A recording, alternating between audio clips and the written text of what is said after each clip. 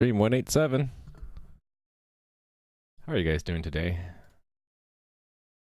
I'm working on a game. You can read about it here, or you can log into it right now.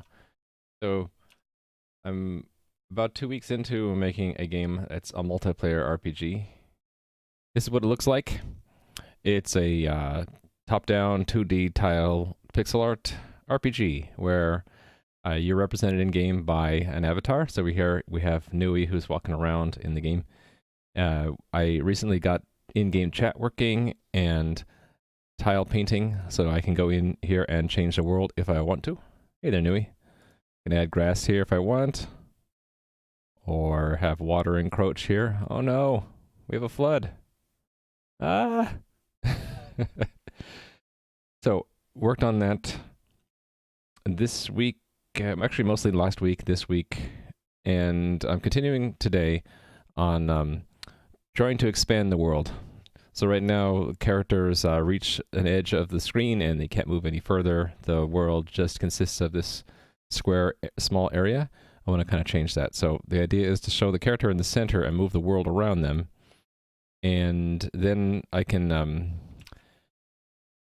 Actually, I just realized I don't have no way to move the administrator account, so maybe I need to do that first. Anyway, if you're always centered and the world moves around you as you move, I can make the world larger and either, I guess, let you walk off the edge of the world, or maybe wrap the world around or place barriers in there. Tides? Interesting idea. So right now you can move onto the water. There's nothing that blocks you. The background is just cosmetic. So to give the world some substance, I thought to add collision mechanics. So here's what I had in mind, based off of some work that I did in a previous iteration of this game, which is that if I give character entities a mobility component, which is a simple bit mask, then each of the bits that are set are the movement capabilities of the character. So if 1 is set, then they can move on the ground. 2 is set, they can also fly. 4 said they can swim. 8, they can move through solid stone. And then coupled with that, there'd be an access field for every tile component. And it would be the same kind of bit mask, and tested against the character's mobility. If you get a 0, it means you can't move into it. And if it's non-zero, you can move. So, for example, the water tiles might have the swim bit set, but not the ground bit. And everything else here would have the ground bit set, but nothing else. And then if your character can swim, you can move on to the water tiles. Otherwise, they can't. Same thing, like if you can't move on the ground, you wouldn't be able to move onto the ground pieces. So, for example, if you're in a boat's movement would be swim only, but not ground. And coupled with this, I already know I want to have things like bridges. I don't have a tile in here in the game, but let's say I covered this section here. Had the river meander off that way, right? And in between here, I might want to build a bridge. Well, if you step from here to here onto the bridge, you shouldn't be able to step off into the water, and also if you're in the water on a boat, you shouldn't be able to step onto the bridge. So in that sense, for that to work perfectly well, I might need to have directional access fields. So like a bridge going north to south would have an access north-south of ground, but not east-west of ground. Just to handle some of the more complicated cases. Also, I might build tiles that have a wall on one side, but not the others. And so the access might be ground from all but one direction. And that direction might, like, let's say there's a north-facing wall. It might have a access north of stone, but access west, east, and south of ground. So that's the rough idea. It seemed to work out in the previous iteration of the game that I was working on, before the Twitch. So once I have all this stuff in, there are some characters who actually were logged out over the water. And I have just recently made the position of your character persistent. So here in the test environment, if I were to log out and log back in, I'll reappear where I was. Well, let's say between being logged out and logged back in again, the the admin of the game decided to put a bunch of water here. I would be trapped in the water. So if that happens, I'll probably need some kind of command that I need to run to rescue people. So I'll probably find this useful for other things. So I thought I will add this in there. I also probably want to add that into a panel in the admin tool somewhere. Another panel that I would use to manage the different zones in the game and which players are in which zones, and then quick commands to rescue characters that get stuck. All right, so actually this, I could do this, but right now what happens is you'll be centered here, and the moment you move off, you'll start to see the void that of tiles that don't exist beyond the boundaries here. And I can't paint them as an admin because an admin has no way to move around. If I try to move here, I don't move. There's no tile representing me. So maybe one thing I should do before this is give the administrator some presence in the world and map the movement keys to that. It's a little bit tricky because the administrator is logged into all three servers at once. And so which server would handle and track the admin connection? One thing I could do is have the admin connection itself manage the entity. And actually that might be a reasonable thing to do. Only the rendering system needs to tell me I need the rendering system to know which position to use as the anchor for displaying the world. Let me try to figure this out right now. Let's do it live, right? So admin presence or anchor point around which rendering system serves nearby tiles. So yeah, how am I going to do this? I should have thought this last night. Although I'm starting to run into this problem where when I come up with this plan the night before, I'm too tired to think everything through.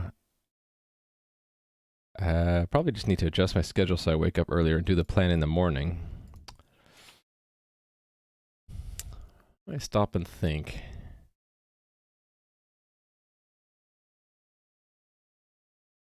There is a login. I wonder if I could make use of that. We could have it so that the I haven't done a search this morning yet, so it's slow. And let's search for all. Okay, I mean match case and match whole word, right? I think it's this one. When the administrator subscribes to the ECS, I could create an entity at this point. In fact, the login system could do that.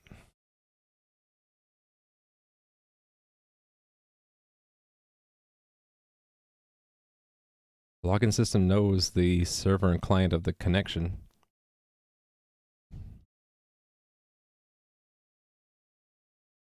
So I could actually build that into the Unity component system.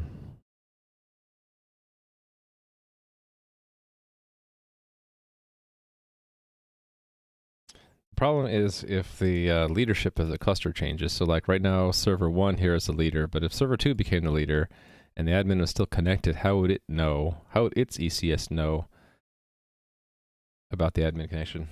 What about when logging in that the player is on a tile, the player can't move to be respawned? Yeah, we could do that. So that would be a quick check that the player can't move in any of the cardinal directions. I was actually thinking an easier way would be a like they have in some games where you can respawn, or there's a stuck button, and when you hit it, you just get teleported to a nearby safe spot. You know what I mean? Well, I could assign in the zone a safe spot that you can always teleport to if you get stuck. You have to be careful that it doesn't get exploited to cheat, though, like a quick way to escape a battle or something. Yeah, I'll have to think about that.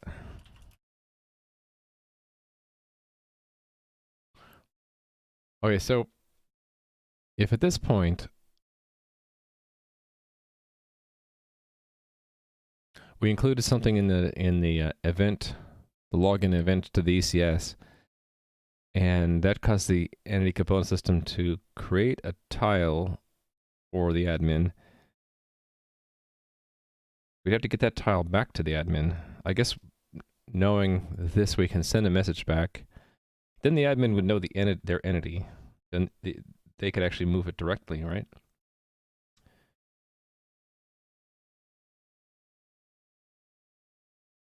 Then what destroys the admin's entity? I don't have a log out. Maybe I should have a log out. I probably should. I should also, when there's a disconnection and this was set, we should do a log out. Now, let me do that first. So there's a login event. There's no log out event. So let me find the places where the login event is done.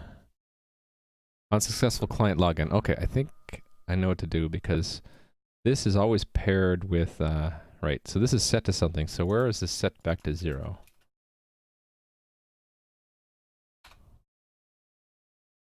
On client logged out. Okay. So for normal players, I could do it here.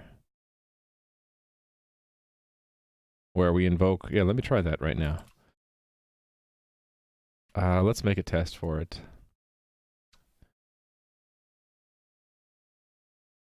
Coordinator tests. I feel like my mic isn't set up right today. I'm having to hunch over.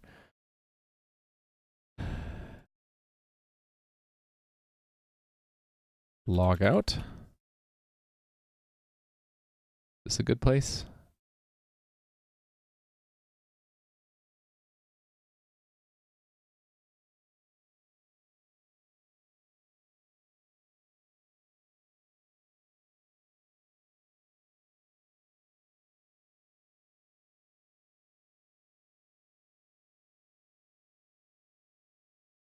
Yeah, so where this is checked. So we could also check that feedback was given. Or I mean that the system was invoked. How do I check right now if a system is invoked?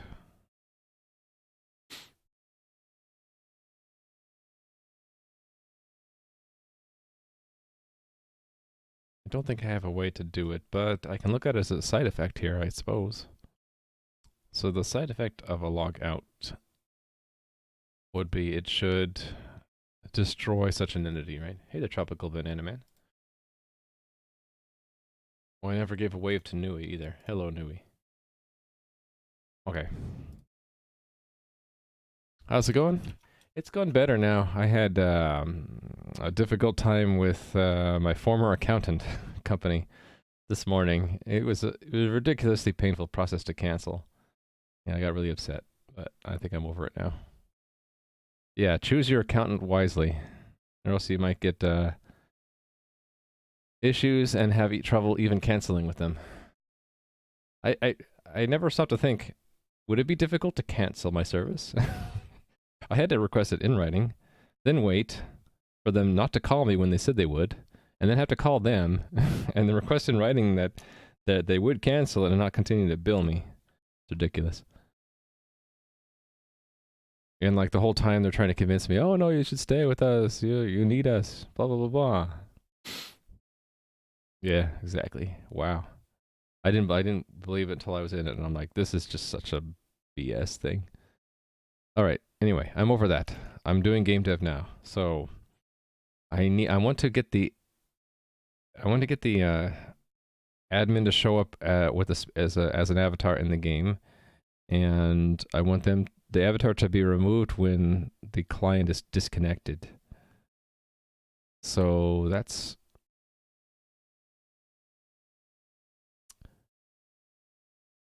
I guess I'm gonna have to do an admin connect and then disconnect. So auth admin maybe? Actually, hold on. It's easier than that, isn't it? I can just make this a new ECS test, and I can use one of the helper functions I already have that makes an admin connection. So ECS, how about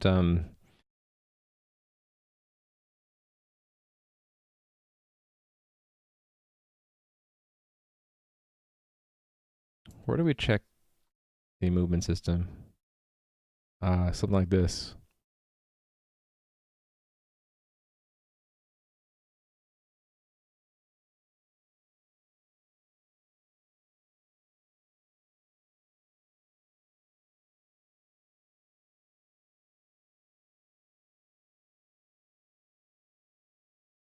Yes. Actually, no, that's the message that's sent. Okay, never mind.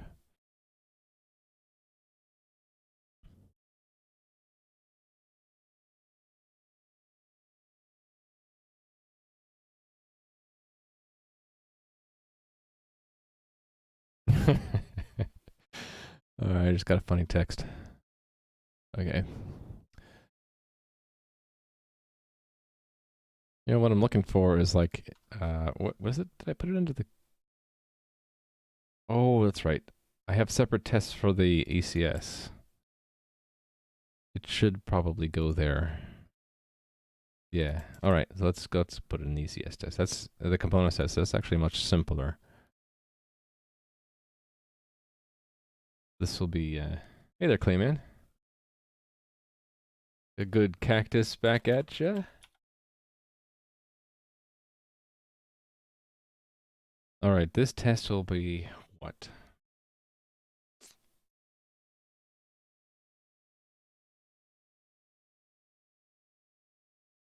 We'll call it, instead of linking it to the admin, we'll call it a ephemeral client, ephemeral tile, something like that, right? You got a gig that's got tons of potential. Well, Pog Champ, ×3, exactly. Congratulations. Well, yeah, a lot of time does go into writing tests because for me, the tests are a way to do the design process. So I sit down and I try to think, what is the use case? What are the steps involved in the use case, and what should the whole overall name be? And the name part for me sometimes is the most time consuming. I'm sitting here trying to think of a name for the thing. This will be destroy temporary entity on client. Destroy client bound temporary entity on client logout. That's what it's going to be. I'll call it a client bound temporary entity. That means I have to actually also need a test for a client bound temporary entity created on login. So create client bound temporary entity on client login. So I probably already have a login test here, right? That's the rendering system login. What's this one? Tile sets is That's I don't know. New character system create. I wonder if I should do it in this system. I guess we could. I don't need to make a new system. There we go. We'll do it in that system. So it'll be the new character system. We don't have an entity yet. So there actually is no arrangement needed. Login will be, instead of character, we'll need the server ID and the client ID. Yeah, thanks for the follow, Yordrar. I don't know why my overlays didn't work. We should have gotten a little graphic. Did it not show, or did I just miss it?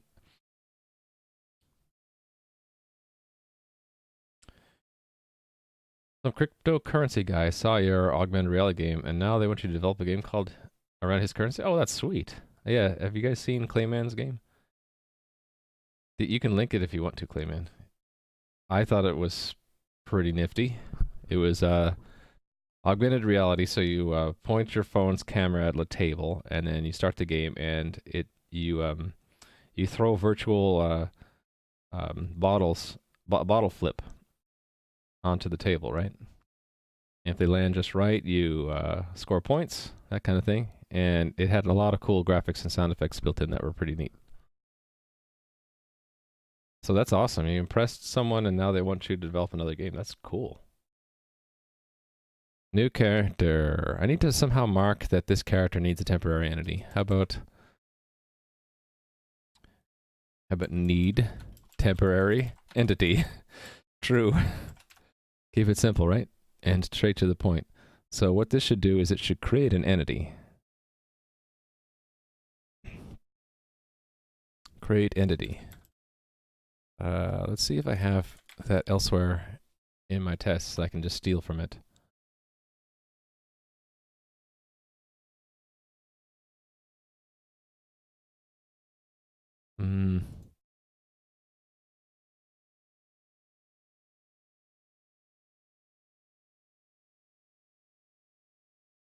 This is what I was just editing. Oh, are they all scripted? Well, I don't mind you guys scripting it because, like, for example, once I get the water to have the access flag that no one's character has a mobility flag to match it, you should not be able to walk on water. So it's a good test. And it makes sense to me that right now it's all scripted because there's not much you can do in the game. So as I put more things into the game, I hope that people will find it interesting to go try out those things. Awesome, Clayman. I'm really happy for you. That's cool. Oh yeah, I know it's not malicious. You guys have been pretty forthcoming that you are botting it, and I actually appreciate both the load test, the constant activity, and also if you find any bugs, I'm sure you would let me know, right? Yeah, it's kind of cool. You've all scripted it.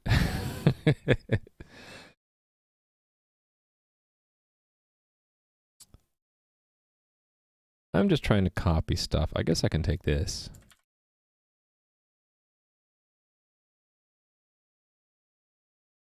This is close enough, right? Do I actually need to create components? No, I don't need to. So I can just make this an empty array. Like so. And call it a day. Oh, and then after...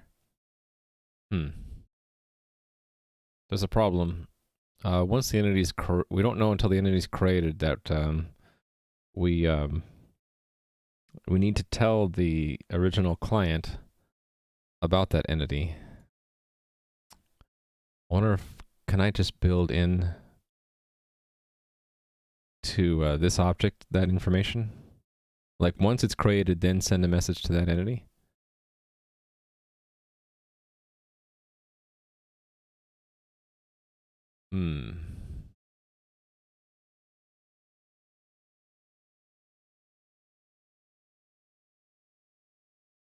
Hey there, Corner Lord. How are you doing? I haven't seen you in a while.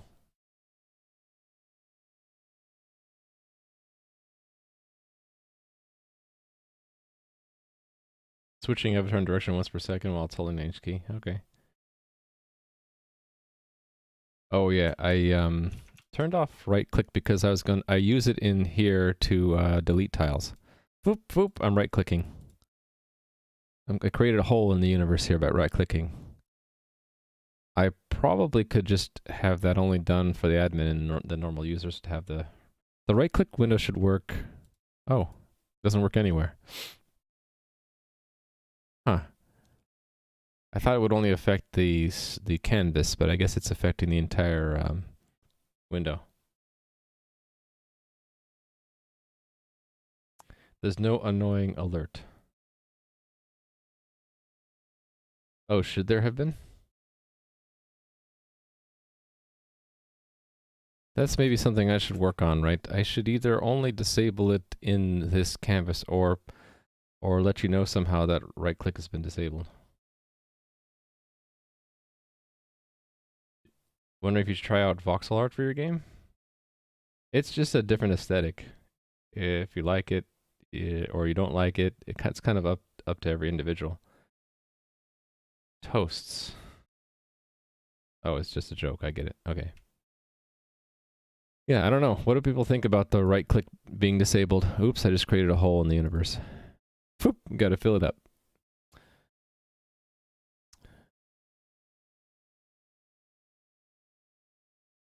Okay, yeah, so the problem I'm running into right now is, sure, we can ask the entity component system, we can ask the executor to create an entity in the entity component system, but how do we know, how do we get told when it's done? Actually, what I really want to do is tell the executor not only create the entity, but that it's a temporary entity that goes for this client. So maybe what I should do is make a different kind of action. Create, we'll call it create temporary client entity. That way we can include some extra keys here.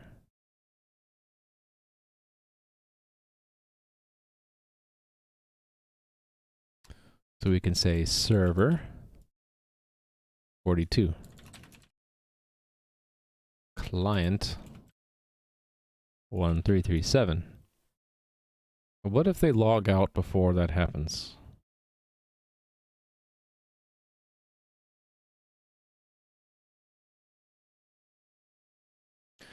I think what I can do is, I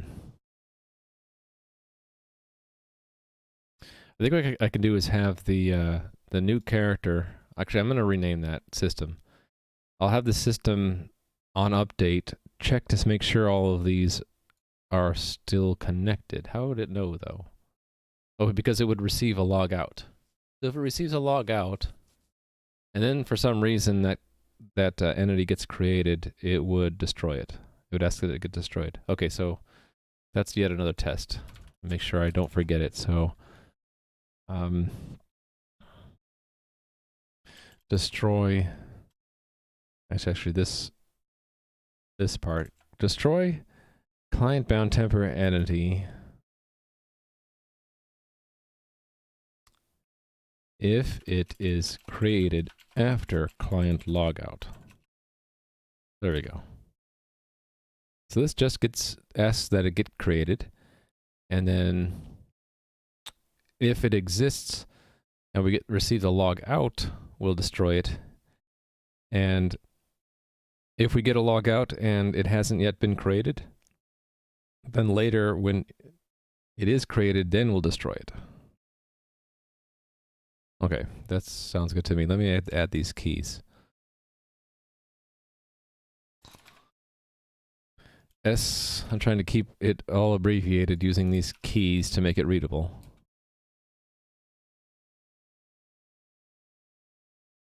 These aren't really alphabetically sorted either. I should probably clean that up at some point. C for client.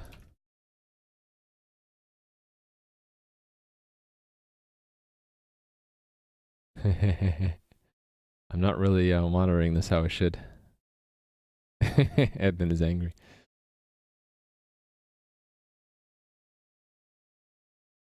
This isn't bot land, this is some other land. Would it be cool if we had a crossover zone in the game though?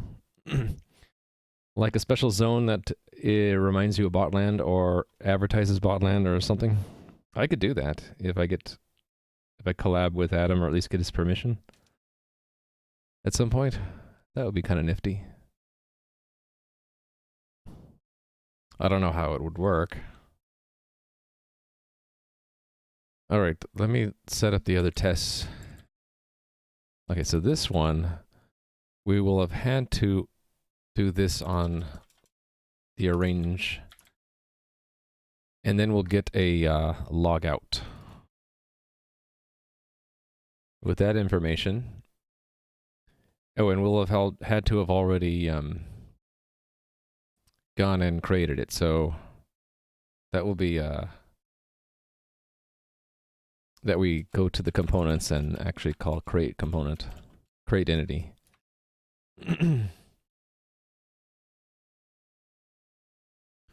Hold on, how did I? Oh, right, I was going to make this special command result in feedback to the ECS to tell it that an entity was created. So I'd have to create the entity, const auto entity equals create entity, and then I have to feed that back into the system somehow. Uh,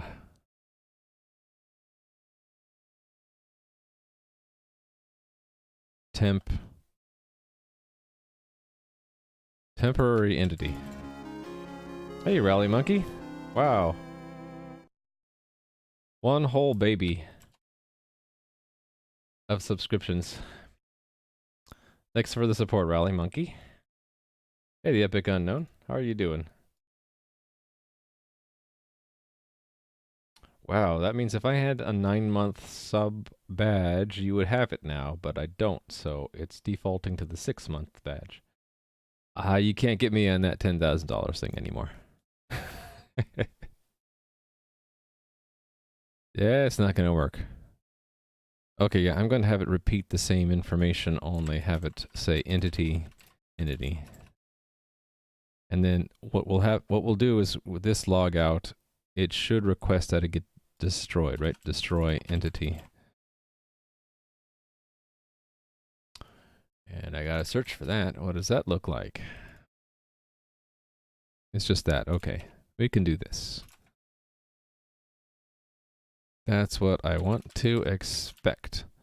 Okay, and then this other test is just slightly reordered. That it isn't created until after we get a logout. So the logout happens first, essentially. Then the entity gets created and we invoke that it's been created. Then it should actually, at that point, destroy it. Yep.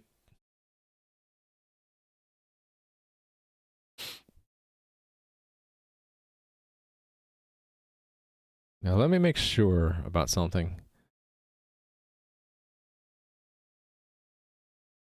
This invoke system, who calls it? The coordinator. Is it okay if the executor invokes the system? I don't see a reason why it wouldn't be a problem. Okay, so let's test this part of it. Build.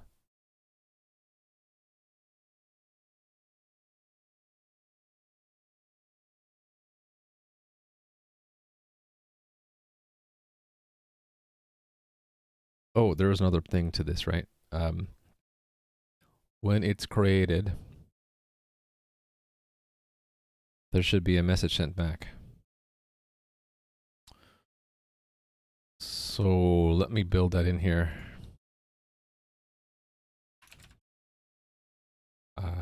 Client told about temporary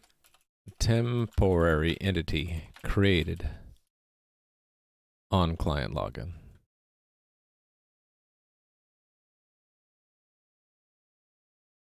Cat scratching at something. I'm like, what is that? Okay, so we need, that's part of the arrange, and then the act is this much of it.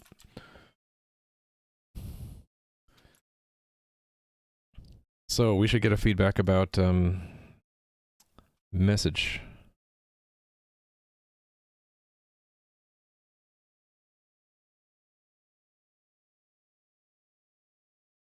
Did I do that right? This is actually what I want.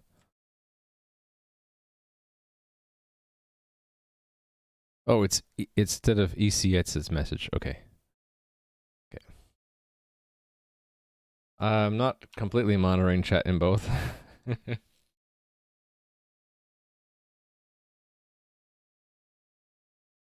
But I mean, people have been nice enough. So yeah, at some point soon I need to put in the moderation tools here. And also, once I put the moderation tools and some kind of filter in place, I could probably leave chat running in the game even when I'm not monitoring it. How would you get data from the game? You go to the profile thing, you do download my data. And it just gives you a JSON file. Here, I'll show you. Just gives you this, and it has where your character is, what tile number you had picked, and then information about your band history, the last time you logged in when you got created, your hash of your password, and any tickets that you opened. And I actually added this between streams. I added a cryptographic signature so that you can't modify it and then ask for it to be restored. And then you won't be able to get the signature match. So I'll know if you're trying to cheat that way. Forward Twitch or in-game chat to one or the other. Could look into it. I think there might be legal issues with that, though. So, don't know. Might be a problem with it, though.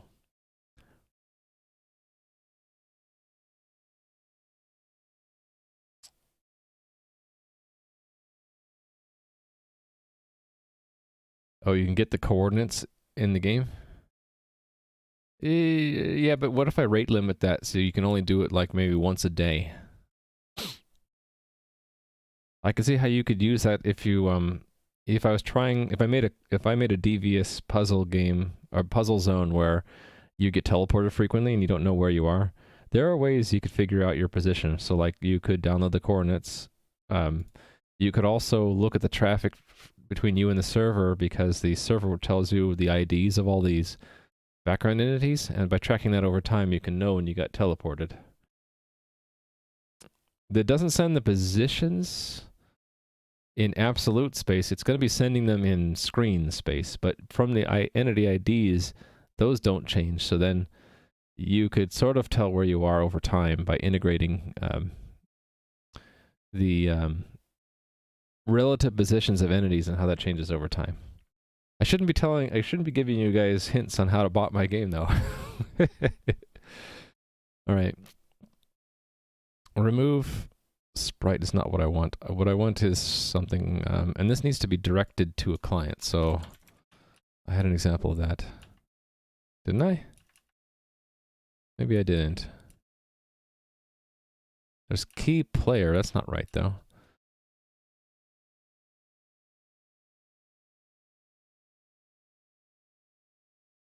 Ah, server client. Yeah.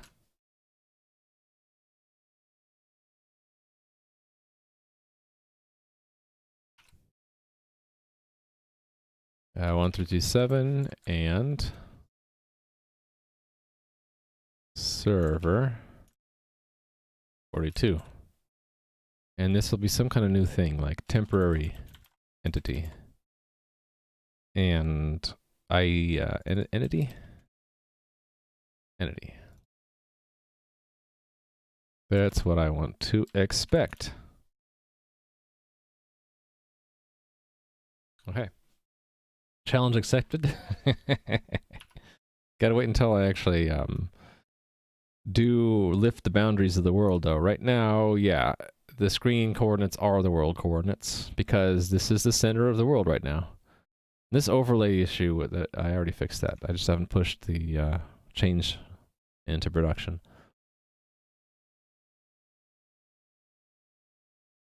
Okay. I think these are all set for some unit testing.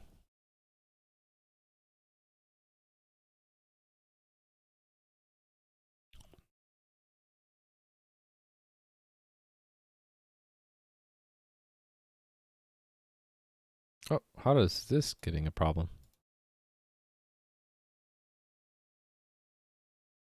How did the signature change? This is stuff I worked on last night. Oh, did I change? I changed the formatting of... Okay, that makes sense, yeah. I changed the formatting of the player data. So now it's fixed formatting with a certain number of spaces. And I didn't go back here and update the signature that to expect. So let me fix that. So this signature is calculated by taking a private RSA key, using it to sign the player data without the signature in it. And then it's base64 encoded and put back into the player data as a signature field. So then when I'm restoring someone's account, I'll take the entire file. It removes the signature, takes the signature, decodes from base64, uses it with the public key to verify the signature, of the record, and only if it passes does it restore the account. Yeah, I have a new RSA key pair assigned to the server. I call it the server signing key. Yeah, okay, I expected these to fail. Those are the ones I just added.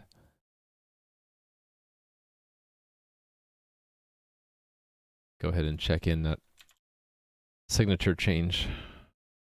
This one. Fix expected signature for a unit test.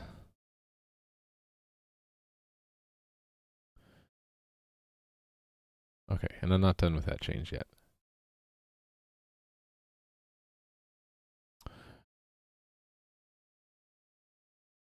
Is this done? Oh, another one. Yeah, there were 2 tests that actually were sensitive to those signatures. So I will put this in there too. Yeah, I guess I didn't rerun these tests after I changed the format of the player data. So it would have messed up all the signatures. Probably I was tired and I just did an end-to-end test and called it a night.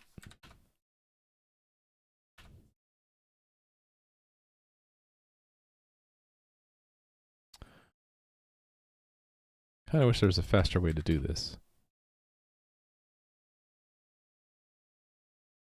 There we go. That was the only thing that failed, so I'll just rerun that one and the components test. So rerun that one. Okay.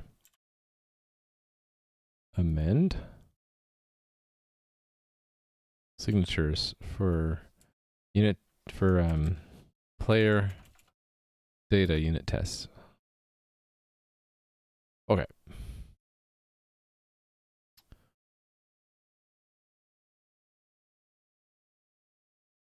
Okay, so which one first? The create? Let's do that one first. So if that flag is true, we'll send back that and start tracking that this server client pair wanted a temporary entity.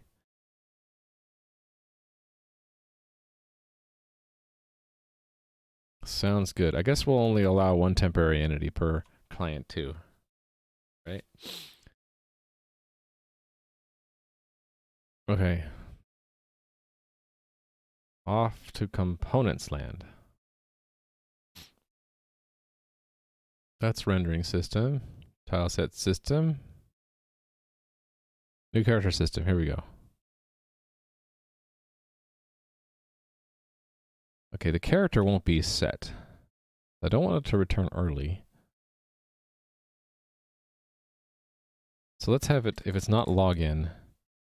Actually, it's going to handle more than login. We'll just do it one at a time. If it's not login, return. If character is not 0, then what we're doing is we're restoring the tile position and input for any components that are missing. In addition, if let's just put that where it goes. And then if bool event need temporary entity, then we need to interpret the server and client ID.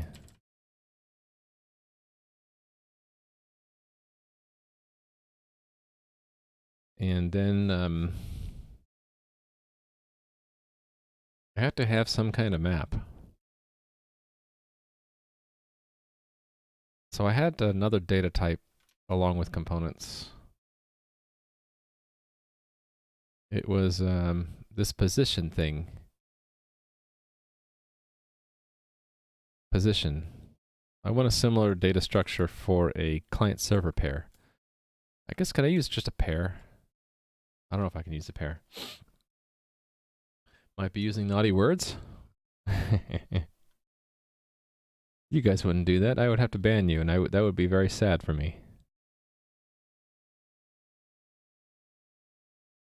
Are you talking about how you're scripting things? That's cool. Oh, there's a naughty word. There's indeed a naughty word in chat.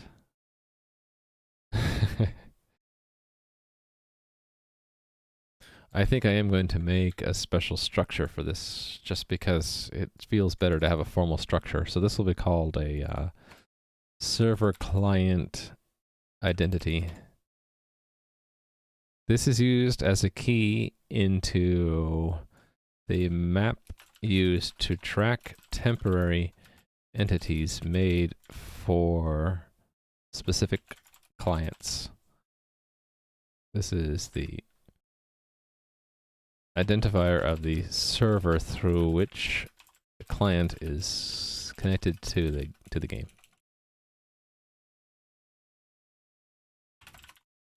I'll repeat that for the client ID.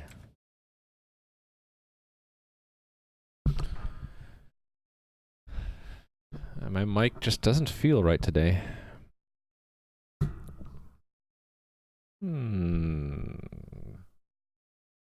That's okay.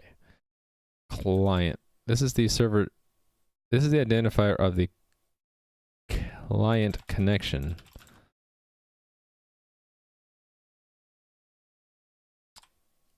All right, and then this is the name of the class. Sorting and equivalency.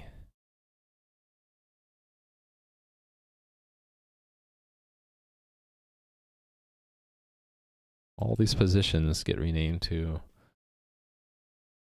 server client identity. And then I gotta fix the wrapping everywhere. Too bad I can't hit a key for this one. The maintainer of that plugin never got back to me, so I don't think it's important for them to fix this problem. I just had to deal with it myself. All right. So that means in the CPP file, I'll have to pretty much copy paste what I did for position. Those three things. And then change the names to protect the innocent. No, to change the name. Server client identity. And then instead of X, it is server ID. And instead of Y, too many Y's though. That, there, and there. Client ID.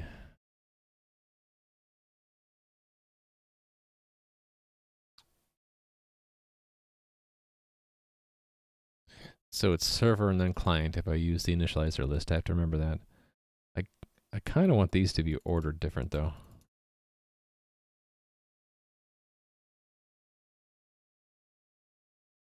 I kind of want client server ID, order by server ID first. There. Okay. So I can use that to make a map, which is what I want. I want a map of that here.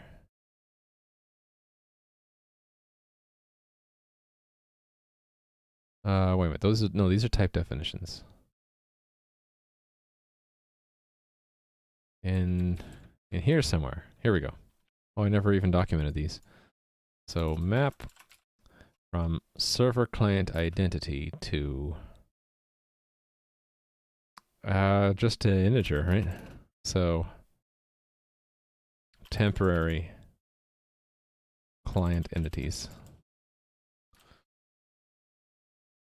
All right, so the new character, we should probably clear everything out on start. So, right, so one of these things.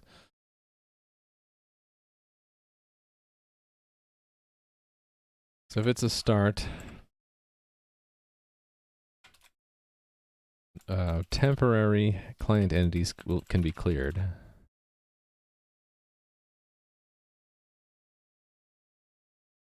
There will be a problem if we have a leadership change right when an admin logs in. Do I really care? If that happens, I'll just hit refresh.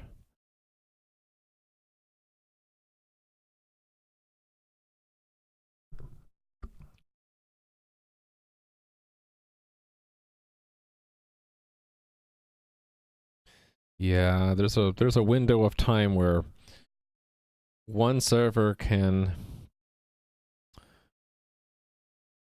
how do I say this?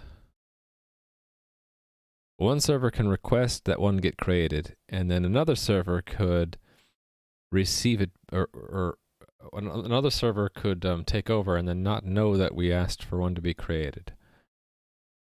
So it'll get created, and it'll just kind of be orphaned. Do I care about that?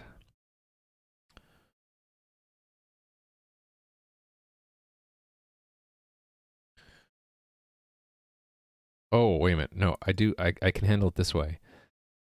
If this gets fed back in and it's not for an entity we asked for, we'll just have it be deleted. Of course you care about orphans? Actually, I don't need to delete it. I can just proceed. I don't have to know that it was requested, do I? Yeah. Okay, that's what I'm going to do. Of course I care about orphans, huh? How will I know if they're still logged in, though?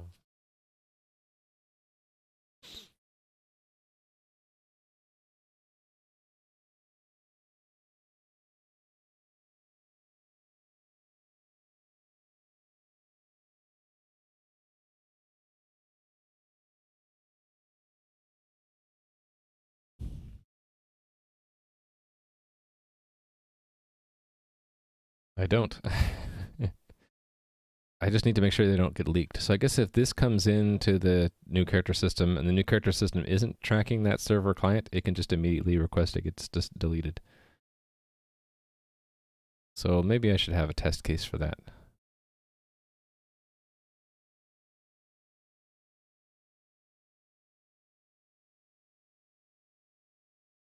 Yeah, let's do that just to be safe. So destroy client-bound temporary entity if client is if no entity was requested. So that will be, instead of this login logout happening, we just get one created, and then it's kind of we spring it on the ECS, and the ECS says, well, I didn't want that, so go and destroy it. Lurk mode activated.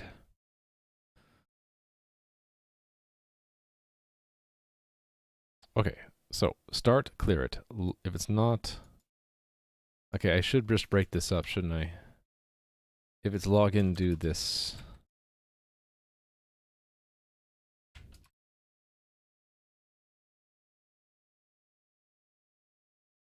So if a temporary one is requested, right. So here we'll make server client identity.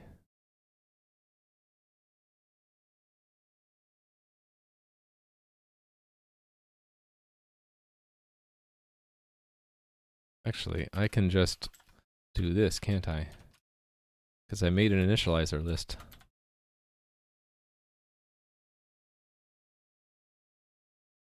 And then I'm going to add that to my map. So temporary client entities, server client identity equals 0. Means we don't know yet. We will then request one. So that's calling the feedback delegate with a request. A certain special request. Create temporary client entity.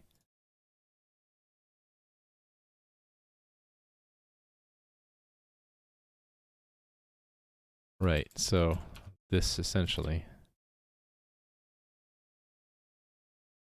So no, actually, we can remove that. It's clear we don't want to create any components, so I don't even need that key. We just want the server and client to be forwarded.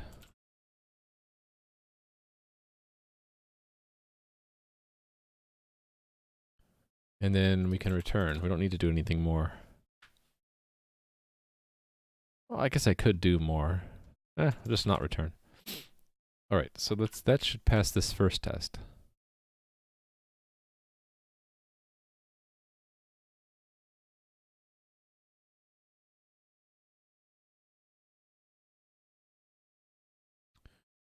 Run it. Okay, cool. Client told about temporary entity.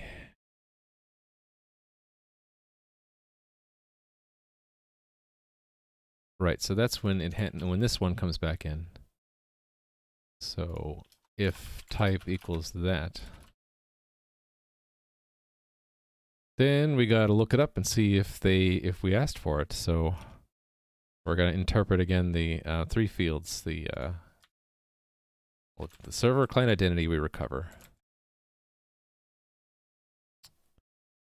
These can be const, by the way. No reason not to make them const. Then I need to interpret the entity. Const auto entity equals that.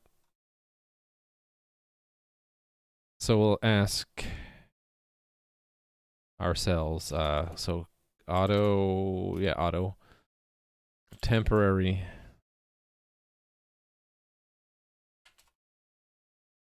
client entity. So I don't know why I didn't want to fill that in. Entry.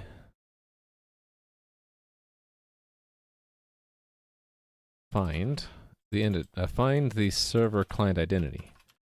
If we can't find it, that means we didn't ask for it. And we'll just request it be destroyed. So that's feedback to delete the entity. Feedback destroy entity, and the entity is this entity. Now, if we did ask for it, we are expected to feedback this instead. And we're going to fill it in. So we know that when they logged out, we can destroy that entity. So the entry can be updated.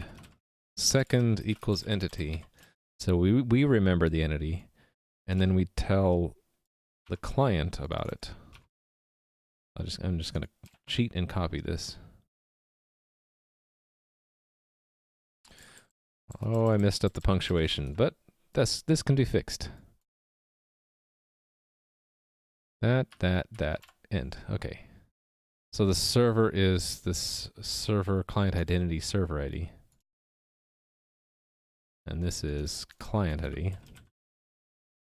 Temporary entity is that. Cool. Let's test that. Should pass this test now. Didn't.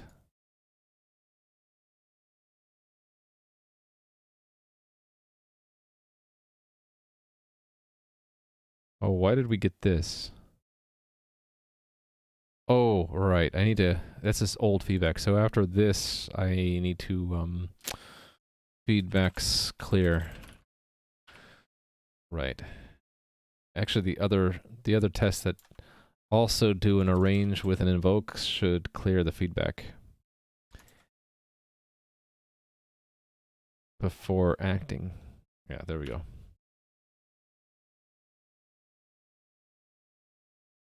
Okay. Pass, and this one still passes, right? Cool.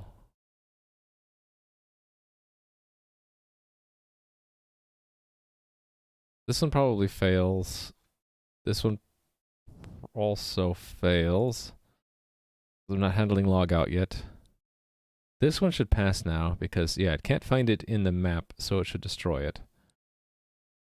Alright, so to make these ones pass, I need to handle the log out.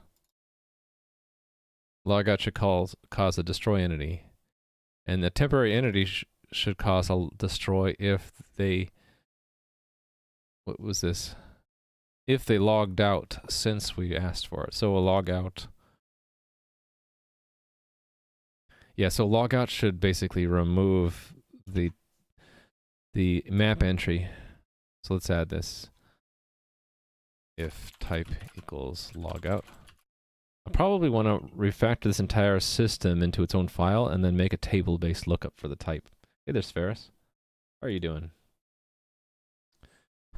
I'm adding temporary game entities for administrators so that the admin can show up in the game and move around in the world just like other characters.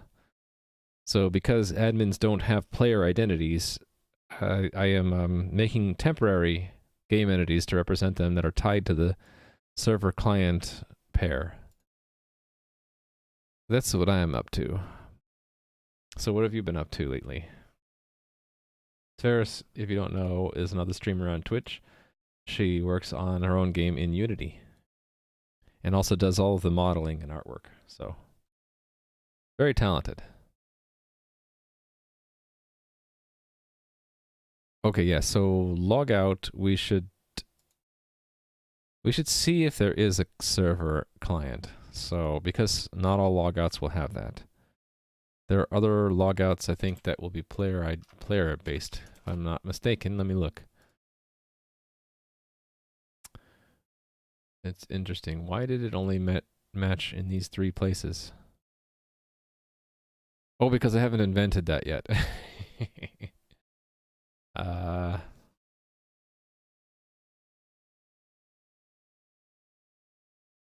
Login always gives us... Hold on.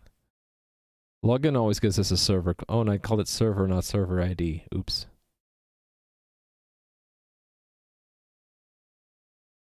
Okay, I need to fix that. That's an inconsistency. No ID, it's just server client. Server client, server client. Okay, that ID goes.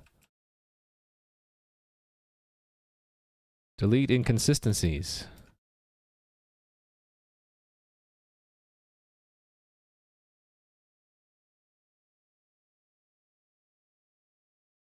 Yeah, so login could have a character, not a server client. So I should probably make logout the same way. And this player thing, that's obsolete now.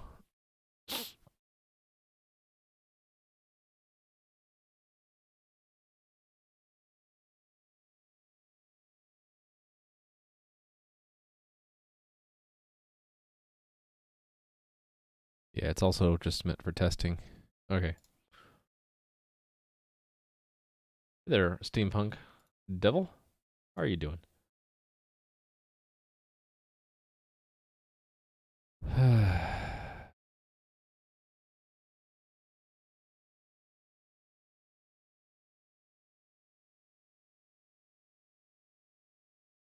Wait a minute.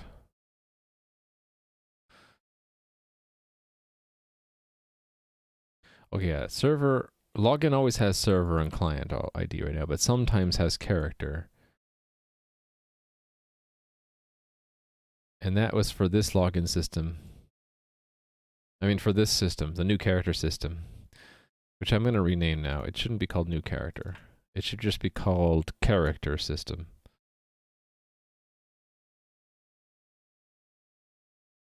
So let me search for that.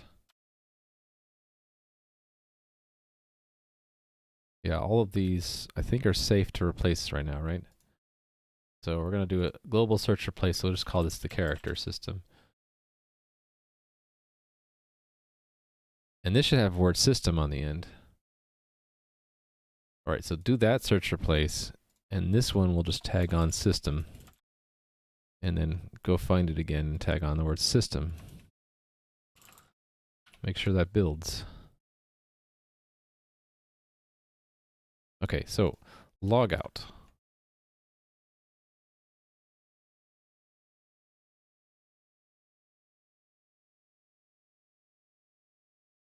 Looking for the logout. Here's the logout one.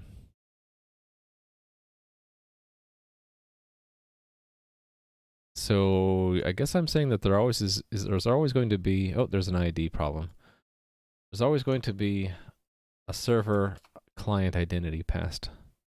But for consistency, we're dropping the I and the D. Okay, so that means here I can do this and assume it will work.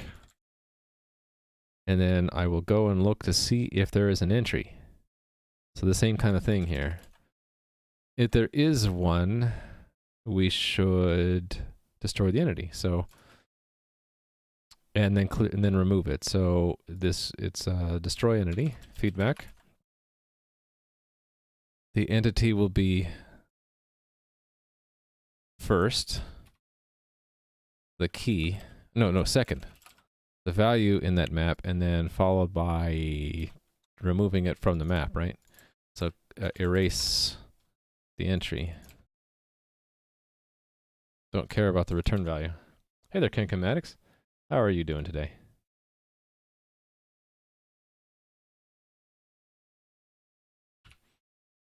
Yeah, I'm doing this game system right now that will create a temporary character in the game to represent the administrator. That's so I can walk around and paint beyond the borders of the world right now. Right now, when you move, you can't go beyond, so you can't even see beyond. I'm going to be changing that so that the world is centered, so that the screen is centered on you the whole time, and as you move to the west, everything will shift to the right, and you'll be able to see what's beyond the left edge here. And then in order for me to paint it, I need to have the same ability as an admin, so that's what I'm putting in right now. The weather is meh. Yeah. Sunny here, but it was raining on and off the last few days. Okay, test this. Pass, yes. And this? Pass. So if we're all passing now, that means I can work on the front end side, right? No, we're not passing everything. Aha. Oh, because I had server ID, client ID here, didn't I? Yeah, look at that. That's a goof. Remove the IDs there. ID is gone. In all the right places. The world is going down. You mean the real world or the virtual world? It looks like you logged out. So the world is still there, you're just not in it right now. I hope it was that you decided to log out and that you didn't lose your connection. Okay, cool. So that means I need to work on the front end. So, oh wait a minute, no, this part, okay, there's some stuff in the executor and the coordinator I need. Right, so we want a temporary entity for subscribers, so that is something I need to modify in one of the coordinator tests, the one for subs, the one where we subscribe to the ECS. Which one of these? Subscribe to ECS, there it is.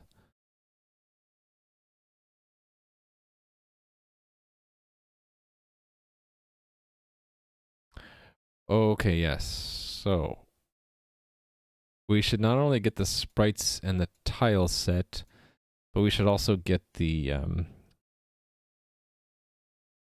executor should be, I need to check to make sure the executor is asked to make a temporary entity.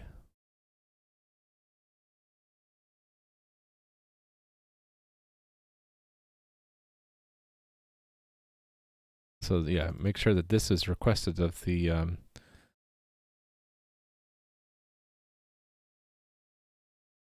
yeah, okay, so where do I do that?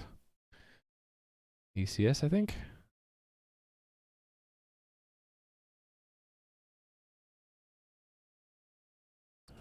ECS.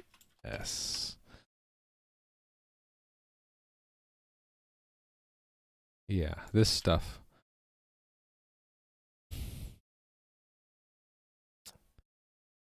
Right, so in addition to this, we should look to see that the entity was created.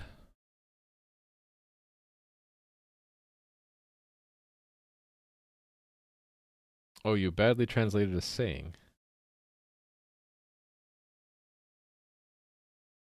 I'm trying to figure out what the saying is. This is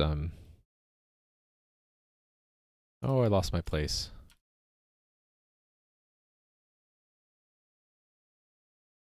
Ah. It's this one. So really I should give this a more specific name. It's not that entity is created, it's temporary entity requested.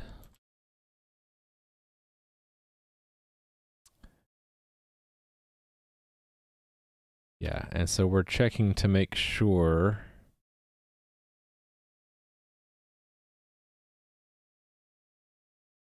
that these all match. So the server number has to match. So we need to give it a number, 85. That should be 85. And then the client key should be 1, because it's always the first client. There we go. Where you live, you have to have very rainy or stormy weather, or you say the outside world is going down. I see. Oh, where you live when you have very rainy and stormy weather. See, I should slow down when I read. I'm like misunderstanding what people say. We would say it's raining cats and dogs. But I think that's sort of I've always thought that that was sort of a silly saying. Especially because the old cartoons would make fun of that. Actually have it rain cats and dogs. Alright. So this is not requesting the temporary entity, and that is something the feedback system has to handle. So that is... where did I put that? I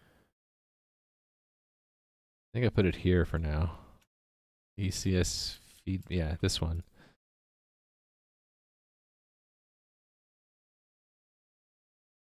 Oh, wait a minute. It doesn't care, it just takes the action as is, so why doesn't that fail?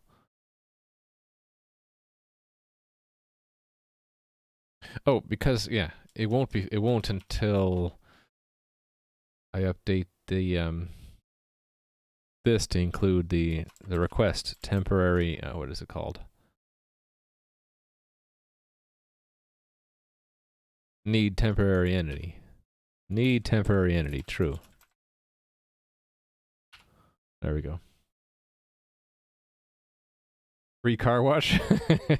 That's a positive way of thinking of it. Yeah.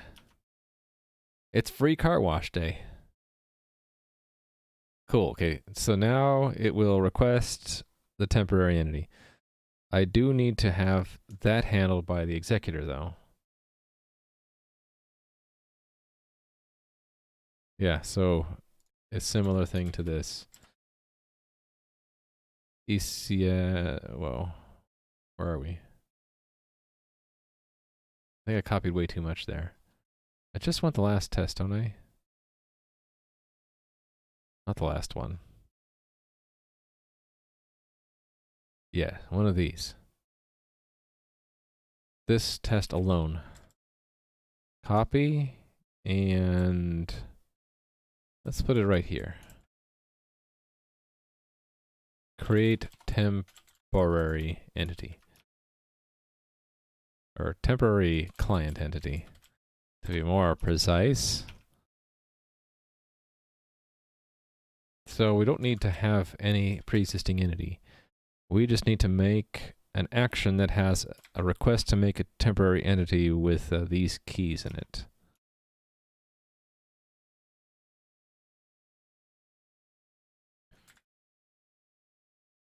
Uh, 85. Actually, let's use different numbers. 13, 15. So what do we expect out of this? It should...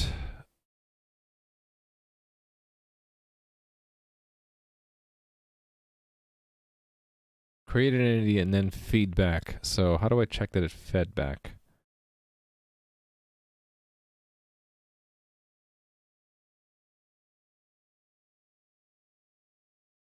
Or I need to check that it invoked a system.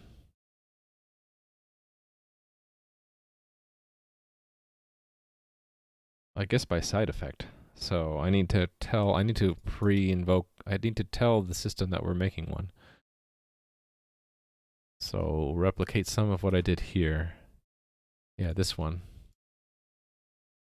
So if that's part of the arrange,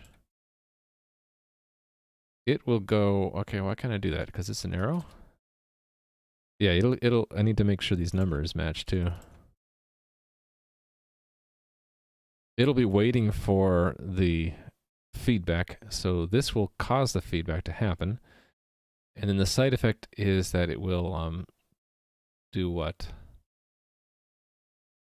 What does it do?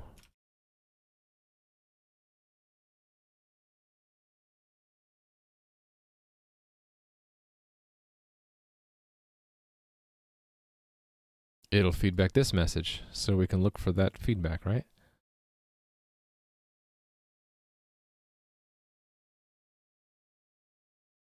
I don't have the feedback system set up here, I don't think.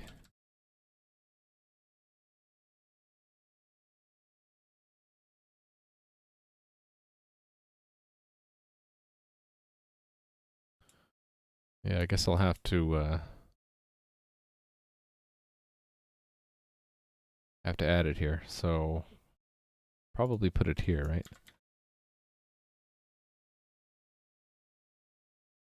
I thought I did it there. Is it here? Where did I have feedbacks? Components tests. There we go. So copying that to the executor test setup.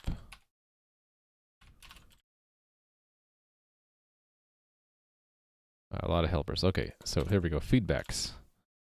And what is the feedback? Oh, looks like I had a helper structure for that. So we're making a copy of that. Putting it here somewheres. Here's a good place. Then we have a vector of feedbacks. And set up a delegate. And let's do the start. Be a good citizen and do a start on setup. So, doesn't really matter where I do it, so I'll do it here at the end. And this just needs to become an arrow. So capture the feedbacks, invoke the start. You're a beginning programmer looking to get familiar with VS Code. How do you make your VS Code look like mine? I have a video that shows how I set up some of that stuff. So I use Google Test to make these unit tests, and to get some of this Chrome, you would install the CMake, and you actually don't really need CMake. If you want to use CMake, there's a CMake plugin, CMake tools. But in addition to what that video shows on how to set that stuff up, there's also the Sketch-22 and the Test Explorer. Those will get you this handy Chrome here, and also a way to run all your unit tests.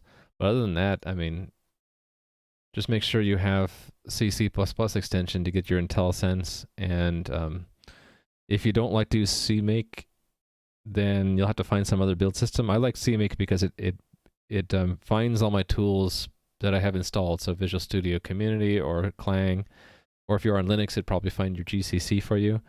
And it's just got convenient ways to build the code. I just hit F7 and it builds, so.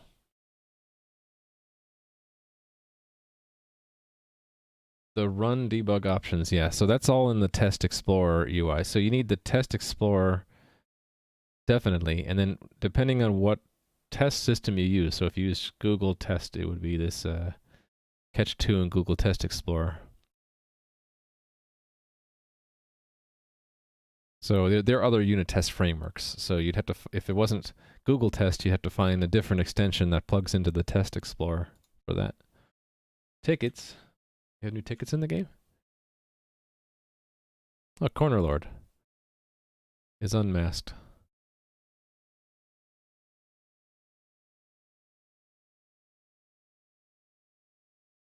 Ability to focus the movement buttons text. Only works in Chrome. Huh.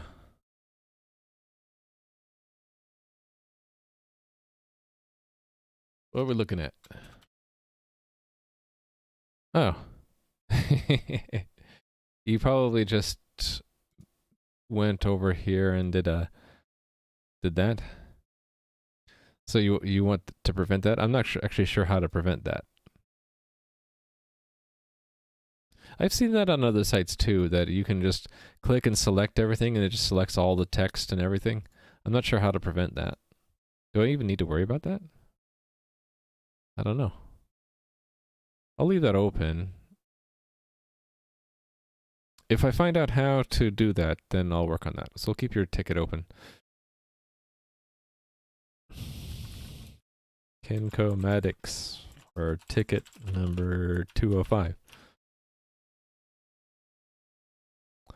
All right. Beepers, flea, bingo, shoop. Beep boop.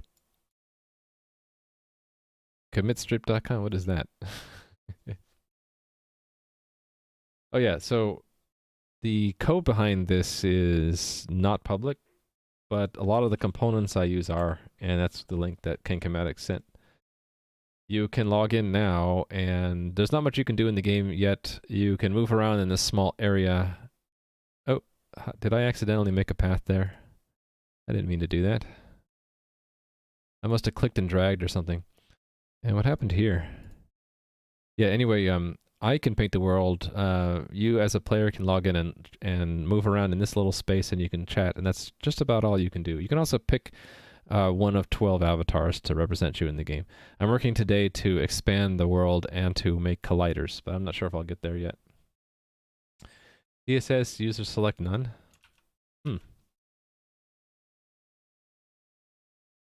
I'll look into that. I think I might want to allow players to select the chat though. But maybe in the rest, maybe by default it would be none, and I would undo the default here. All right, so yeah, if you have any questions on this, let me know. So there's also, if you wanted to read more about the game's principles and future, you can go there. Just really briefly, what I'm aiming for is to replicate games from my childhood like the Ultima series, which had very simple graphics and was more focused on content and story than it was on graphics. And you can kind of see the similarities. The 2D tile vibe is very similar to the old Ultima games, for example. That's what I'm aiming for, only with the multiplayer environment, because that's real fun to do.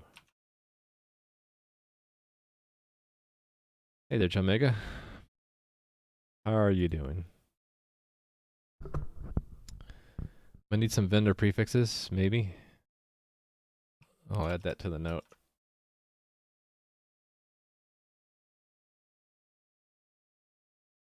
Okay. Right, so I had this set up to collect feedback so that in the test I was working on down here I can check the feedback. Create temporary client entity, right? So it should not look there, but look at the feedback.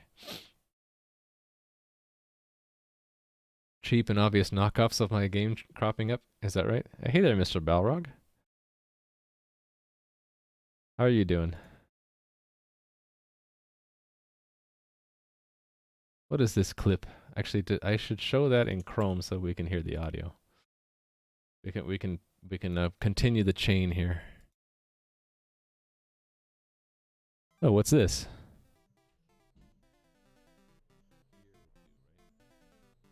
Is this a clip? Oh, I know this dance. Is this the two boys? So yeah, Mr. Balrog made this chain dance thing on Twitch, getting a lot of streamers to join in on that. So it's now an infinite loop. Mr. Balrog, it's an infinite loop. Okay, yeah, I want to get feedbacks, test that. Where did I... Oh, components tested that, yes. So, something like this. I want back in the executor here. Because that's how we know that it got there. Is it should have invoked something on the component, and the component would have done this. So it should be a message directed back to the server, and client of the connection telling us about the temporary entity. And that entity will be probably 1 because that's the first one made, right? That'll be 1. And it's 13 and 15. Wowee, look who's here. It's Ramy.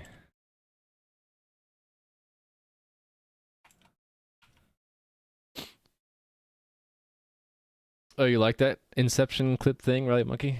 Yeah. Mr. Balrog helps improve everyone's lives by making us laugh and smile a little bit. Yeah, and yeah, Clayman, congrats again. All right, this test is complete. This test is saying that the executor is supposed to feed back to the entity component system or invoke the entity component system once it creates a temporary entity so that that ECS will then let the client know about the temporary entity.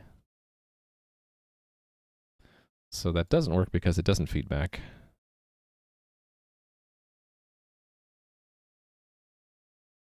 Wonder why I'm getting that. Oh, because I didn't do the print to. That was, I put that here. Yeah, this print to. I need to put that in with the feedback struct. Right here. That's so that Google test can pretty print values that show up in the test. Down here. Servers are not down. Servers are up. We have 3 people logged into right now, or 2 people logged in right now. I'm not sure why you wouldn't be able to get in. You want me to try? Let me try. Oops, I didn't want it to log in as an admin. It must have remembered my key. I need my password manager.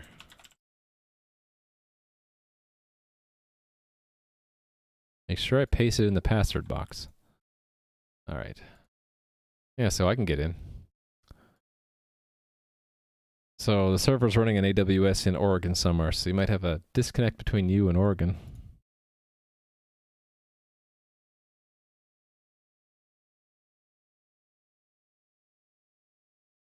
.8084 is one of the server's port numbers.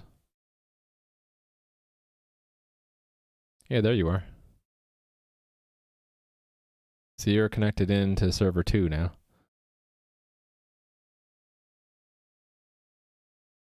Oh, there's Ramy. Unmask Ramy. Close lock. I saw another ticket from Kenkomatics. You could add empty notes to tickets. Yeah, that's true. I probably shouldn't allow you to do that, should I?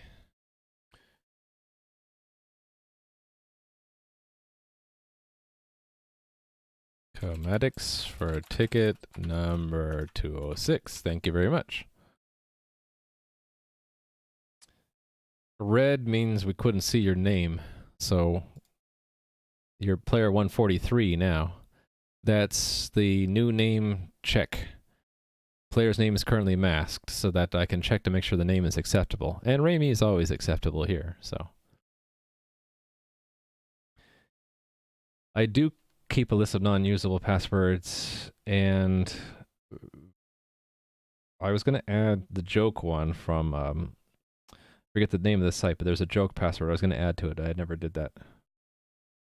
I suggest using a different password for this than you do use anywhere else. SKCD. That correct battery horse table probably would work. Hunter 2, I don't know if it'll work.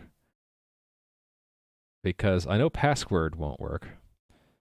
I set the minimum entropy required for a password to be pretty low, but not lower than password. I think Hunter 2 would work, but not password. Correct battery horse table I used for a long time while testing, but I always misspelled it, so it annoyed me. So now I use chickens. At least in the test environment. I'm not for the production environment. I just use a password generator. Different password for every site is the best. Okay, run. Oh yeah, I didn't do the code for this, but I wanted to see that it printed the correct thing.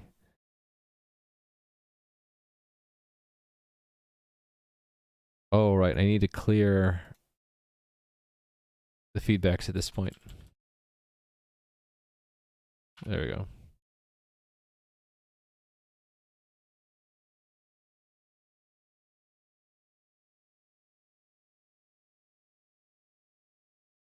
Okay, so there is no feedback yet. So to get the feedback, I need to handle this in the executor. Oh, I can also check the ECS too, can't I? Yeah, let's do that too. It should create the entity. No, wait a minute. Yeah, to know if it created the entity, we would look at the next. So get next entity ID. This thing. Right. We should also expect that there's no error. Right, so we'll do that too. Okay, so then the executor.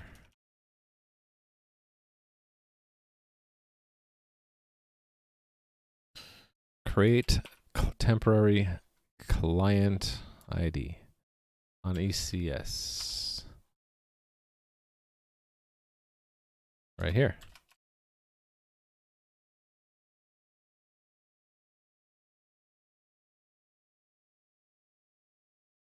So we'll put it here.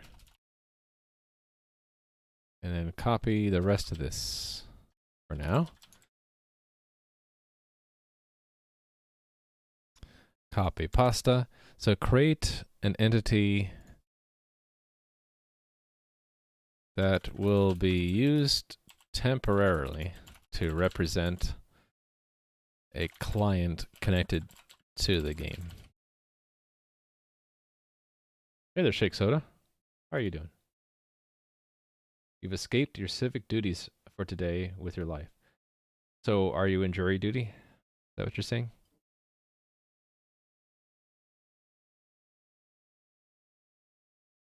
That's what that reminds me of. Yeah, what does civic duties ever mean other than jury duty? I enjoy jury duty because it's a sort of like a mini vacation. You get to see how the legal system works. You kind of have to not get jaded though, because it's not perfect. And yeah, get to eat lunch somewhere different. I didn't mind it so much. Get to meet some new people, which may or may not be a good thing. You've never been good at reading large volumes of text. I think at most you've been able to dedicate 10 hours to reading something.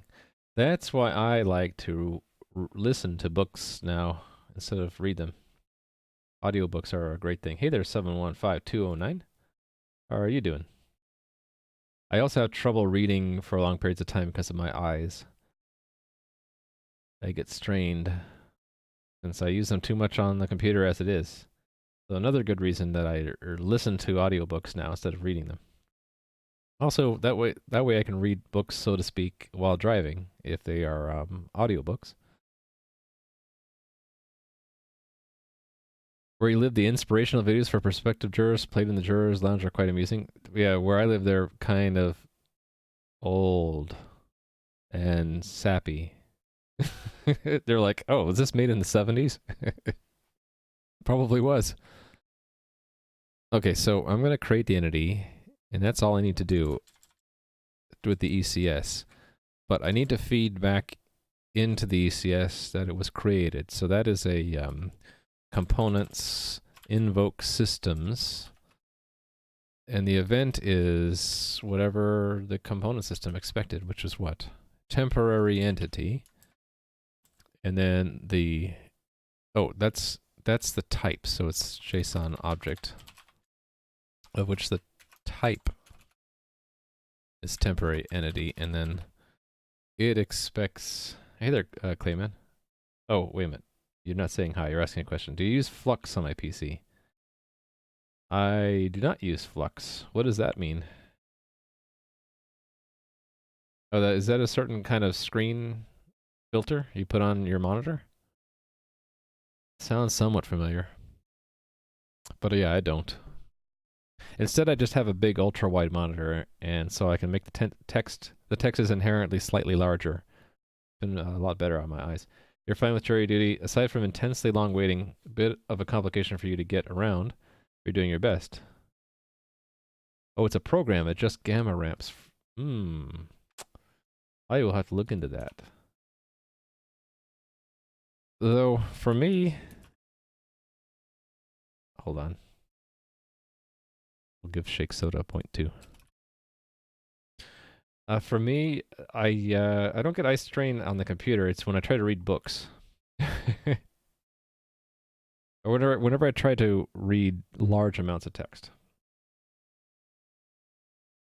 Huh, I'll have to try that out though.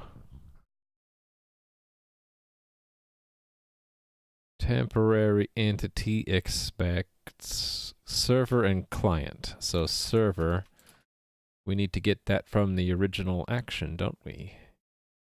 Action server.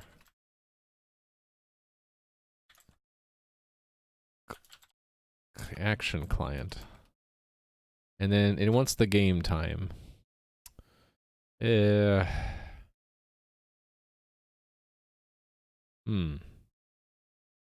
Don't know the game time. Gonna put 0. I don't think the game time is important for this event. It's really only used for updates, right? So, yeah. I wonder if I should make that a defaulted argument. I probably should. So let me find that and default it. That way I don't have to say explicitly here that it's 0. I can just leave it off. And that should be good enough to pass this test.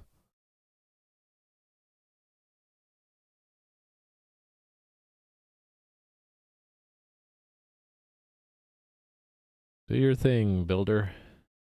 Decreases blue light from the monitor, so it's very good. Okay. Run the test. Still fails. Bad function call. I want to see the bad function call. The delegate isn't set. It's empty. I thought I set that up.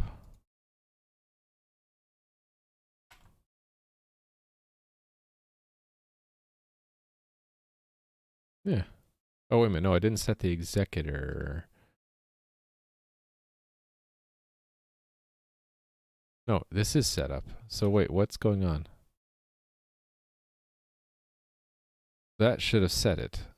Hold on. Let's run that test again.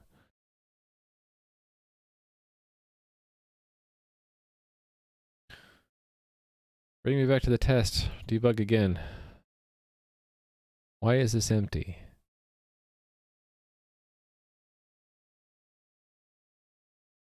And why is it destroying it too?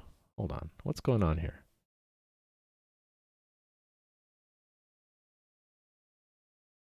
More stack frames.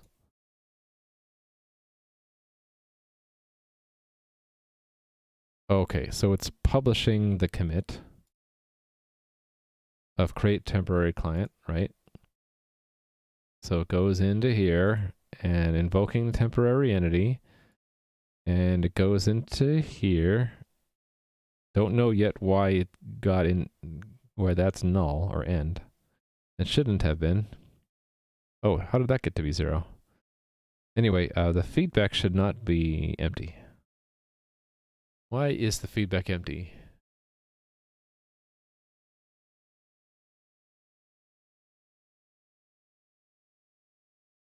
I don't know.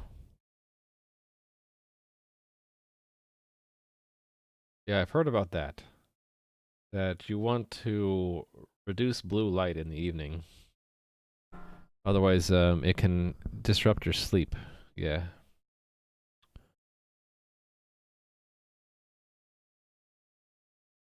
When we get to this point, this should not be empty. For some reason it is. And it doesn't want me to see where it's defined. There it is.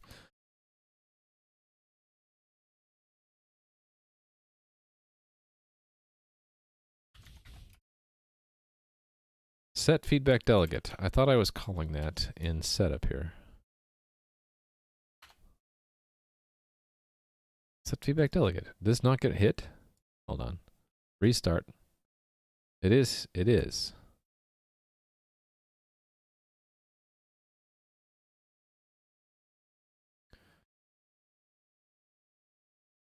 So if I go into components again, the character system, and put a breakpoint there, what is feedback delegate set to?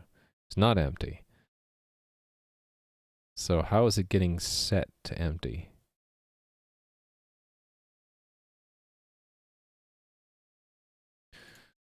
Set, I should put a breakpoint there and see. I should probably put one here in the constructor too. Go. Ah. So the problem is it's constructing a new one somewhere. Oh, it cloned it. Why did it clone it?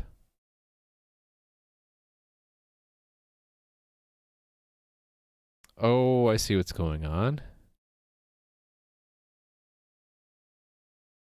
It cloned it for the snapshot state and it's executing it on the snapshot. So I will see that here. If I flow this back enough, and yeah, so it's on the snapshot state. Oh, that's right.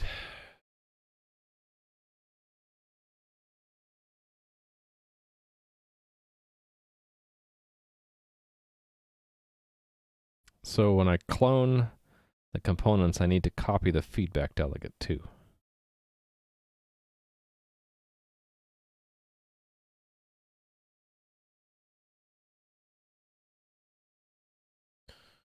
Let me make sure that that's right. Yeah, because, yeah.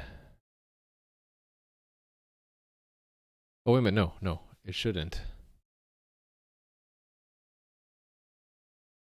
It might be null.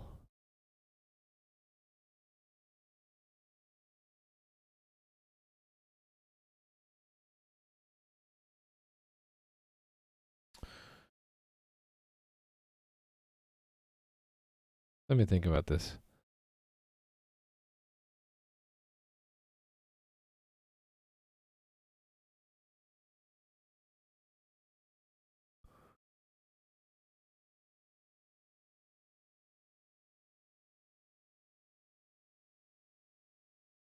The snapshot state is just tracking the main game state. So we always need to do that, even on the snapshot state. It's this we might not want to do. Yeah, we don't want to do that on the snapshot state. So how do I know that this is the snapshot state we're acting on?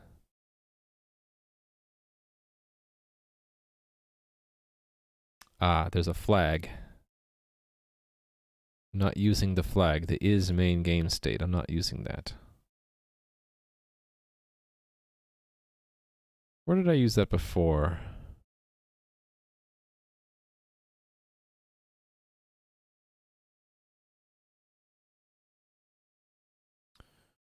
Used it in a bunch of places. Right, for similar reasons, like not do stuff on the snapshot state. So this is similar. I need to pass that in, I guess. Okay. We're going to pass it in. That means all 6 of these methods have to have that new parameter. So this one. And I got to add it to all the documentation too.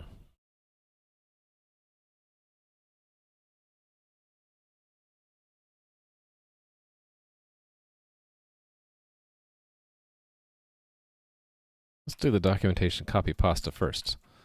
1, 2, 3, 4, 5, 6. And then add the parameter.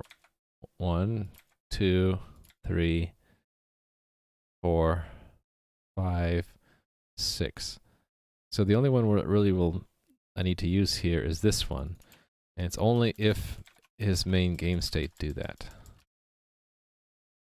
There we go.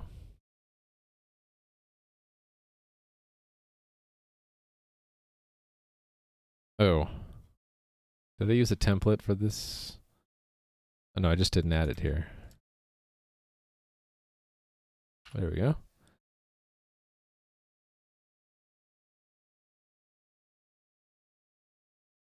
All right, run the test again. Still fails, but it didn't crash.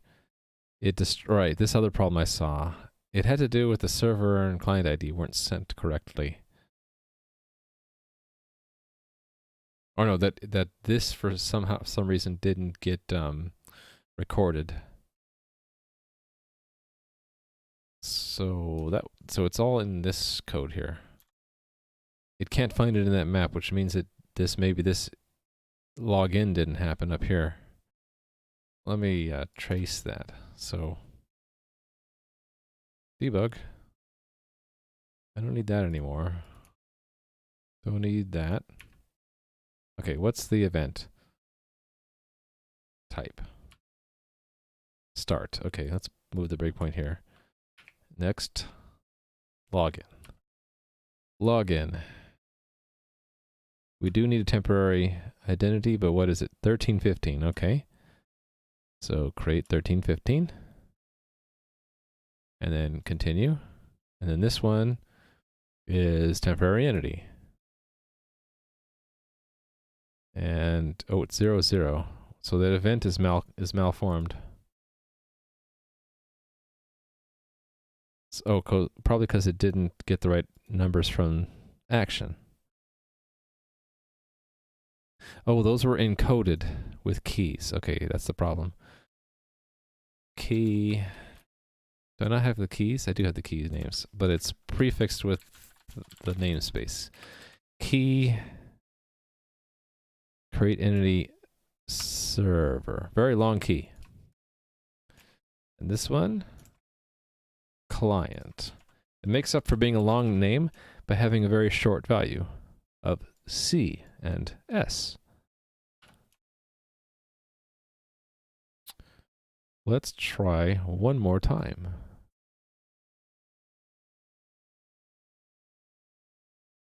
Where is it? There it is. I should put a bookmark here, shouldn't I? There we go. Run the test. Getting closer. Okay, the entity is 0 instead of 1. That's bad.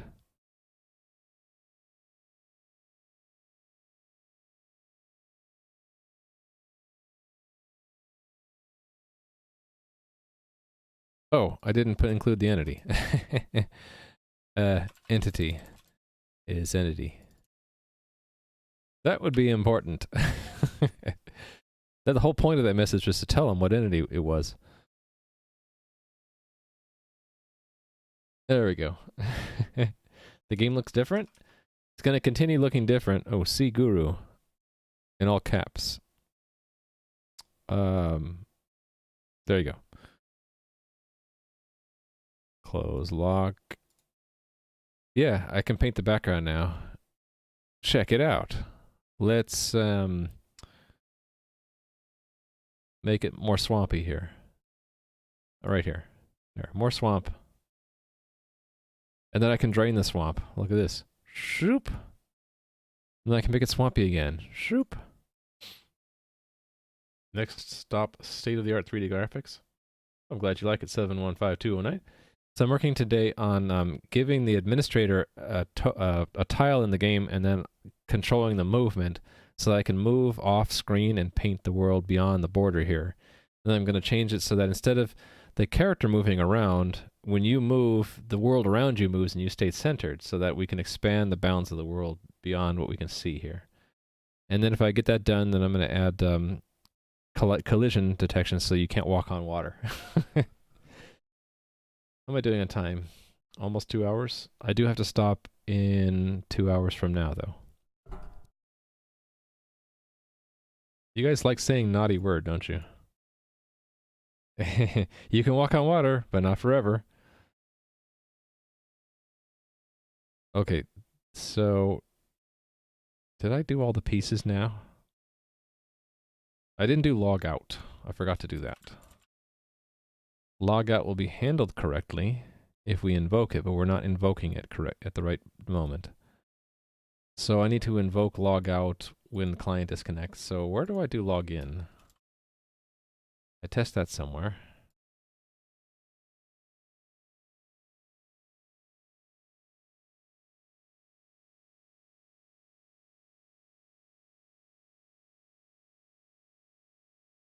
I think it's here.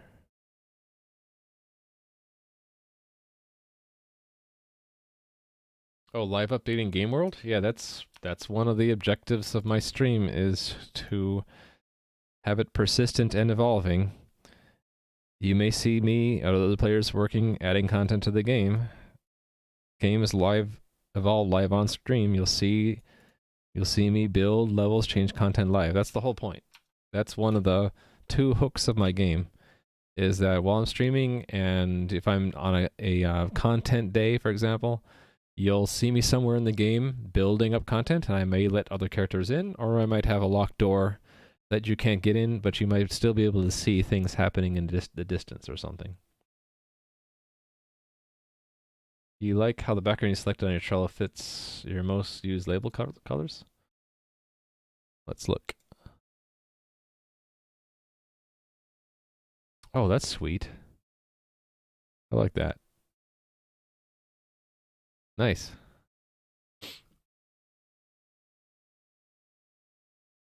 I'll have to make one of you the ability to walk on water just so that you can have bragging rights. Just saying.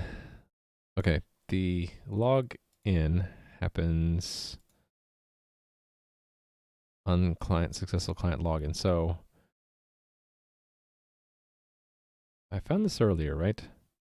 Client log out.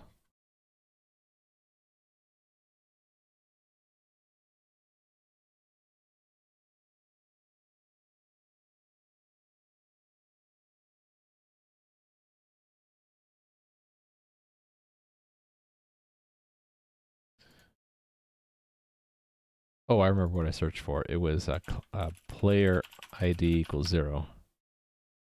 Right here. On client logged out.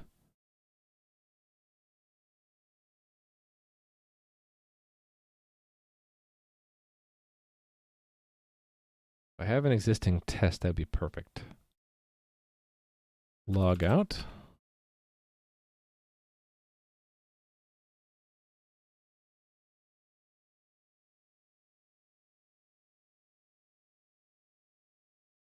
Actually, I think what I want to do is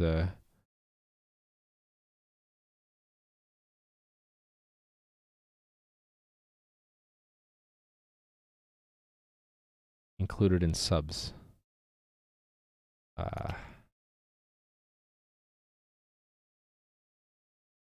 Subs tests.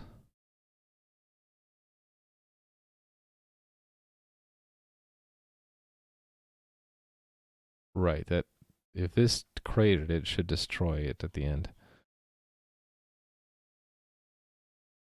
Yeah, so let's put the test right next to it.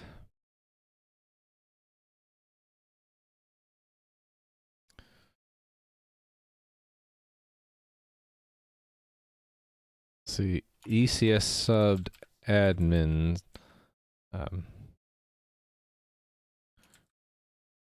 temporary. Actually, I don't think it actually belongs here. I don't think it belongs here, so I'm gonna undo that. I think it belongs under the ECS here. Just make a new test for the ECS. So that is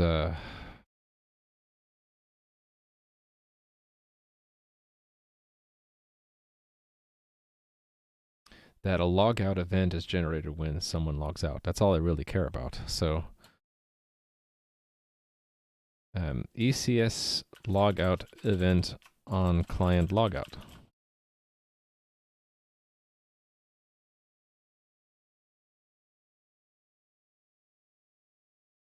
Difficult for it to be an advertisement if you can't use it yet. You're talking about your language?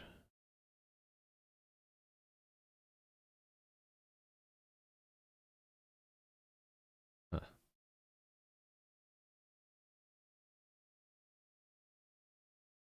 Well, the Epic Unknown, I don't know if it's the first of its kind, but I just thought it would help viewer engagement and really my game is supported by you guys as viewers and contributors, so it's something I feel like I owe you guys. If you are contributing ideas, you should see those ideas put into practice live, right? I don't know if other games do that, but maybe they should if they don't. All right. I need to set up. Oh no, I just need to have a client connected and then disconnect, right?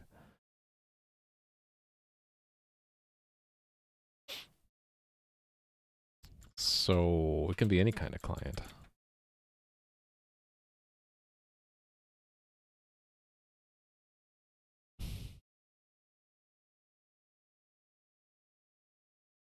Let me think about this. Can I just get away with doing that and then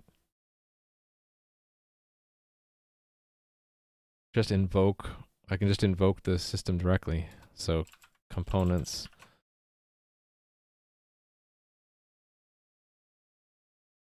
Yeah. Invoke system character.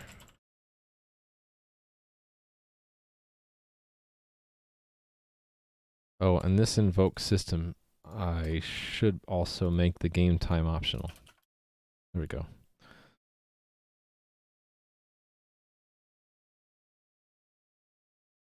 Type, and then I'll log in.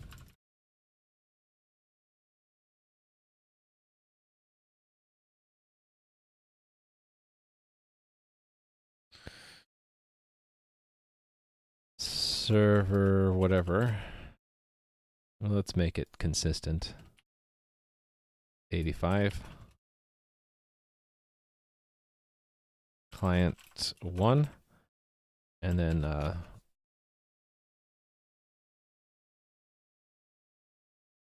need temporary entity. True. So then that'll cause the character system to come back and say that it wants one to be created. So then we create one. Create entity. Const auto entity.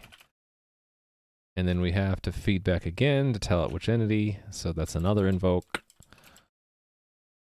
of temporary entity, right? Where is that?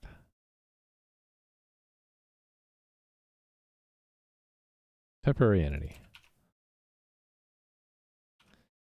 Same server client, and it has entity with this number. And if I want to observe a side effect of it being destroyed, I have to actually create something. So we'll create a set entity of type foo entity bar.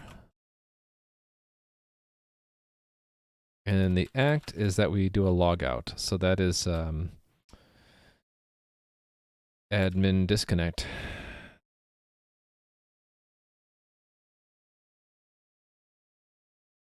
So how is that simulated again? Close.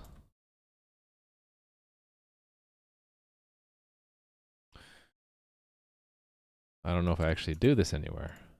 I probably do it in messaging.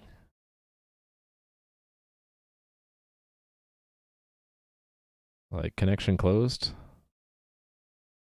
Let's search. Close. Okay. So I can do this close 1000. Okay, thanks, bye. That's the act. And then the assert is that should have invoked the character system again to tell it the logout, which will have the side effect of requesting. So we should get a feedback. which will append a command to delete the entity. So I can look at the at this. Need a virtual reality enabled game. Need an augmented reality game. We'll see about that. Because we didn't have virtual reality and augmented reality when this genre of game was around. And this is a retro game, so it might be a little difficult to fit it into the genre. Alright, so journal entries before. Actually, will that cause an extra journal entry? Actually, it might. So I'm not going to care about this. I'm just going to care about, did one get created? Hey there, Kobayashi Maru. Look at all those emotes. How are you doing? Yes, Clayman, I will remember you for augmented reality. Definitely. Clayman's augmented reality game's a hit. Yeah, they do seem absurd at first. So I have to keep it in mind and not dismiss it. You're correct.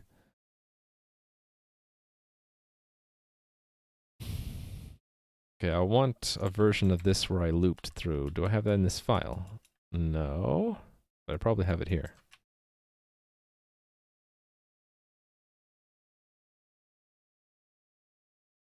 I thought I did. Maybe I don't. Yes. This is exactly what I want. Go back to the last mod and put that here. And we'll say temporary entity destroy requested. Okay, so it has to be an ECS command of destroy entity and the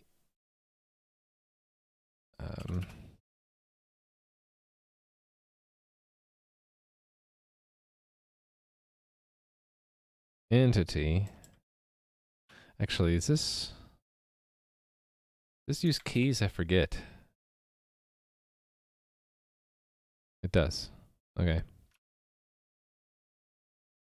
Entity has to be exactly the same entity ID, so that's this one. Then it was requested. Cool.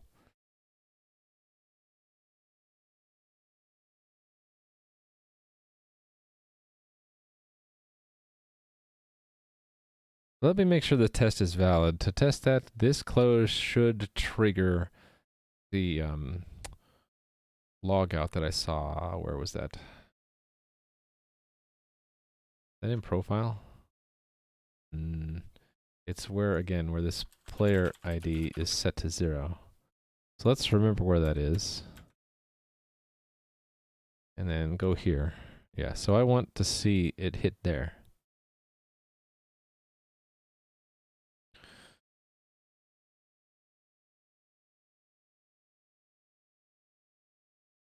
Don't care about that. Okay, it doesn't hit there. I might have to have it delay. So let's try that. Coordinator, wait. Is this right? I shouldn't need to do that. That should trigger a close here. On WebSocket closed. Where is that? Main coordinator?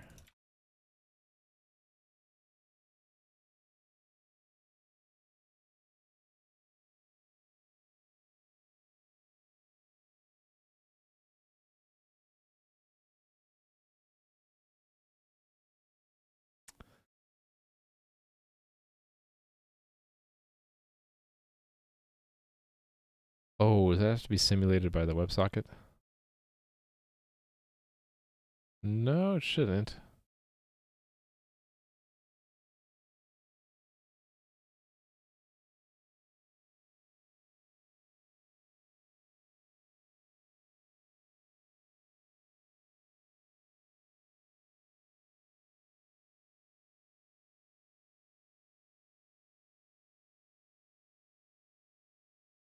You'd think I'd remember this stuff, but okay, here it is. On WebSocket closed.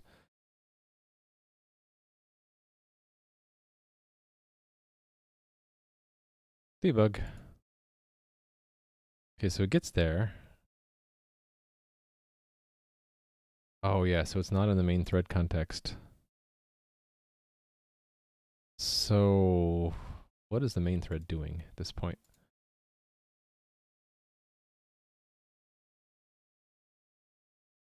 Right, it does that wait, which is important. That's waiting for this to be done.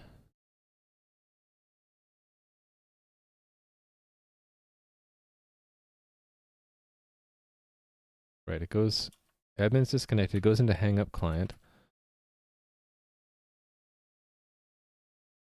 finds the entry, goes in here, does all that stuff. Oh. Oh, I forgot to add that. Yeah. It normally would have gone to log out player, which would have done on client logged out, which would have gotten me here. But yeah, because that's so we don't go there. That's what I've learned. If we're an admin connection. But we do end up here. Maybe this is the right place.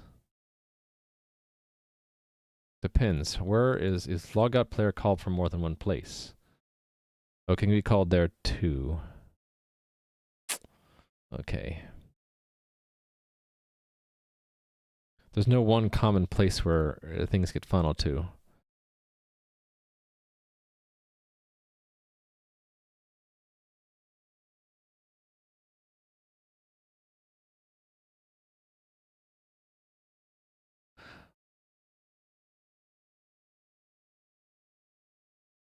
Well, on client logged out, yeah, it doesn't get called for an admin. So both here and here, I have to. I'm just trying to find where is the right place to inject the code that tells the ECS that someone logged out, that a client and server combination they logged out.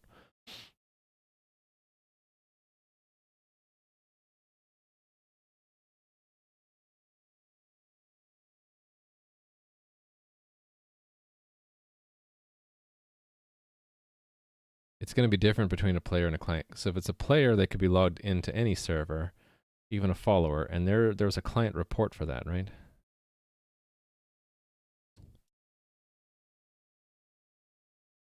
Yeah, announce current players.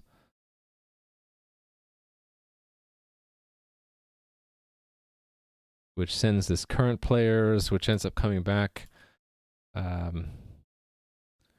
current player on current players,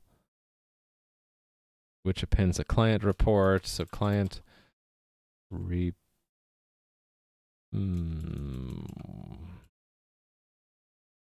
tracing this down. I like the MIT license, but there was a better one that took the burn convention into consideration. I can't remember what it was though.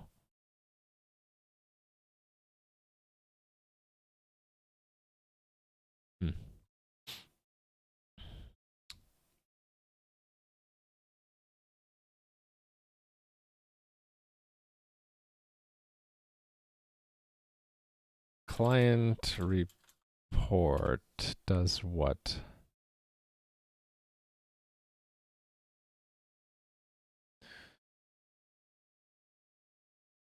I can find it up here. Subs.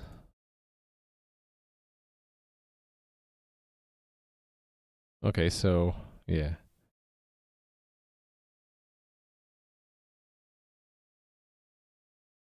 It does feedback to on player logout if it's a normal player. Hold on a second.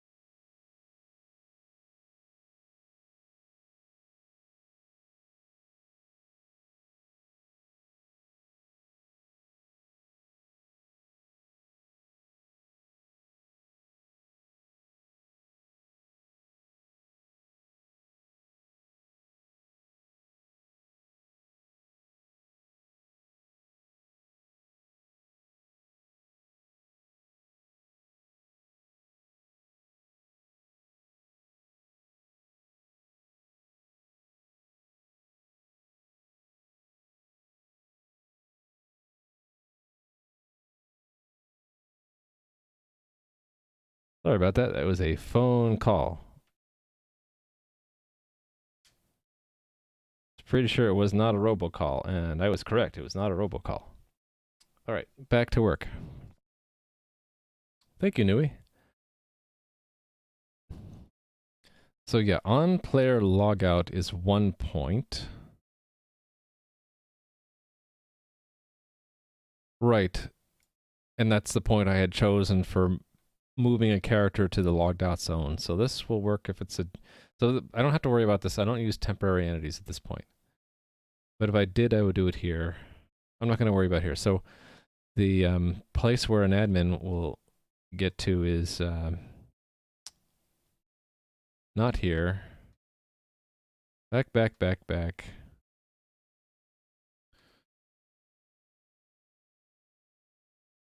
Hang up client. So we can actually check here. If they're subscribed to the ECS, then we need to issue a logout. Oh no, that's the whole point. Yeah. If they're subscribed to the ECS, issue a logout here. Otherwise, we'll issue it in the so bookmark here, and then go forward to the other place. Forward, forward, forward, forward. Yeah, so on player logout.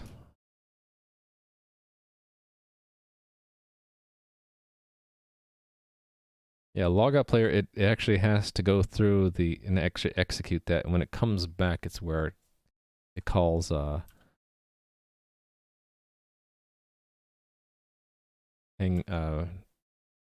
is it? On player logout, right? Yeah, logout executed or destroy player executed, right?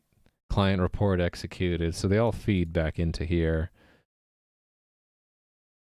So this is one place where I would do it.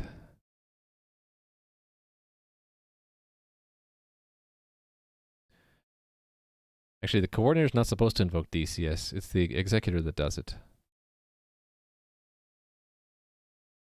We could anyway.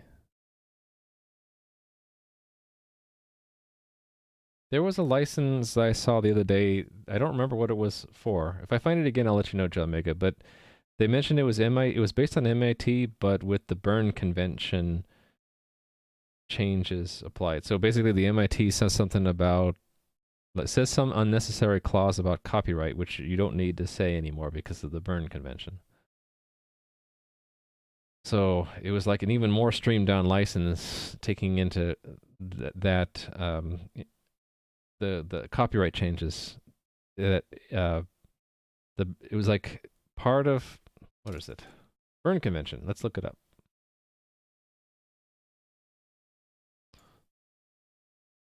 Convention.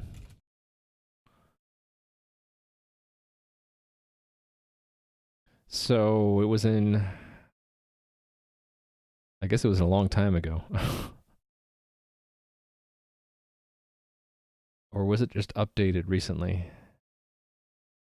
Yeah, so it established what copyright means internationally, and I guess according to what this sets forth, you don't have to be so explicit in saying that you own copyrights. It's just like implicit.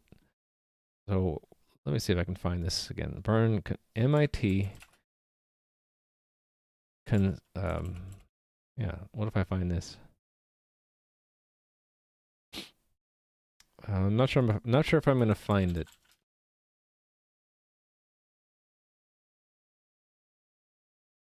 ISC. I think that was it. ISC. The ISC license removes certain phrases that are no longer deemed necessary now that almost all nations have adopted the Berne Convention. Yeah, so that was it. It was the ISC license. So it's like even simpler than MIT because there's an obvious and unnecessary statement in it about the about copyright. Yeah, so it turns that into much shorter that. So that's something to consider, that it might be even better than MIT because it's terser. Link. Let's find it. ISC license. Oh, no, there it was. Here. There you go.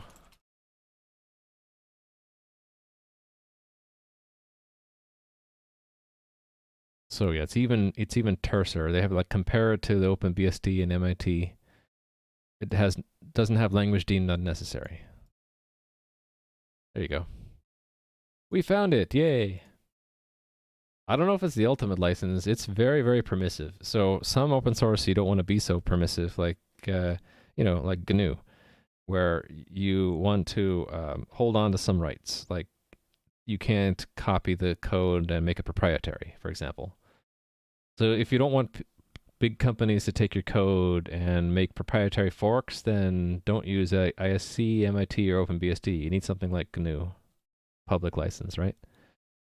So, but if you don't need to restrict things, if you just want it to be, let humanity benefit from it however they want to do it, then that's probably one of the most permissive licenses out there.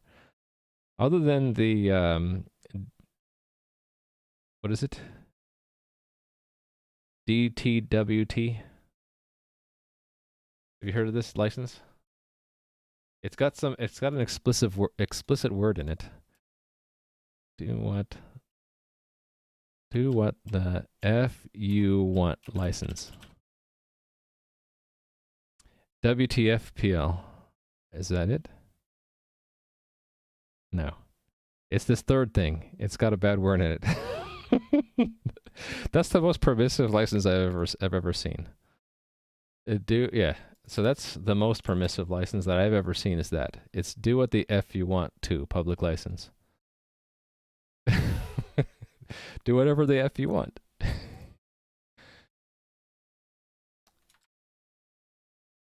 Public domain is actually more restrictive than do what the F you want, because I think there are restrictions on what you can do with public domain stuff, right?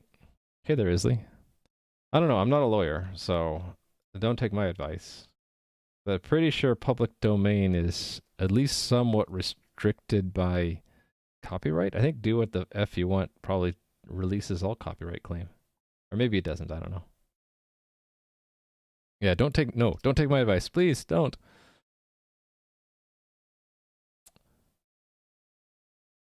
Okay, I was deciding here what the who invokes the ECS. Really, it matters. What matters is who invokes the login event. Let me find that again. Oh, the coordinator does it. Okay, fine. The coordinator does it to log in, and we'll do it to log out too. So yeah, we'll do it here. We're going to say they logged out here at this point, right? Yeah. There we actually, hold on, let me think about this. We need to know what server they were logged into previously, don't we? Ooh, that might be tricky. I think the executor can tell us that.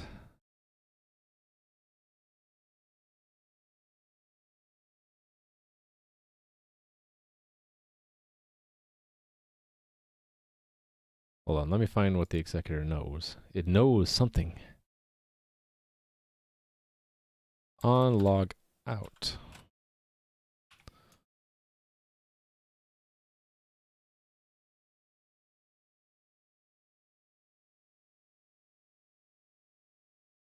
This clears the information that we need. Right there. So I need to do it before then. Or I need to return it out. Or maybe that's what I'll do. I'll include that information here. Yeah, I think that's what this was designed for anyway. Server. And we'll record the command server ID. Actually, no, I don't need to. Well, hold on. The command itself is fed back in here. We have the command. The server ID was there. Okay, so then I can just add that to here, can't I? Hold on. Do all of these have the same command? Does this also have a server ID? It does. And how about this one?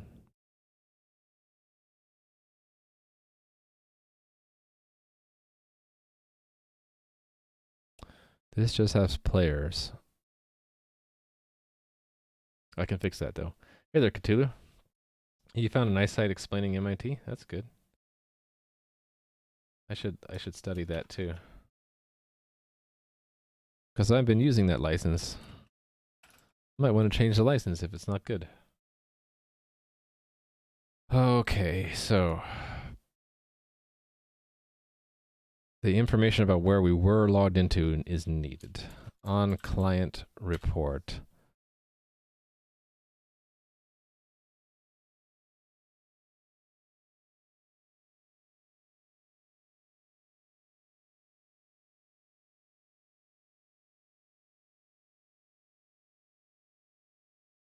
Okay, it's getting more complicated because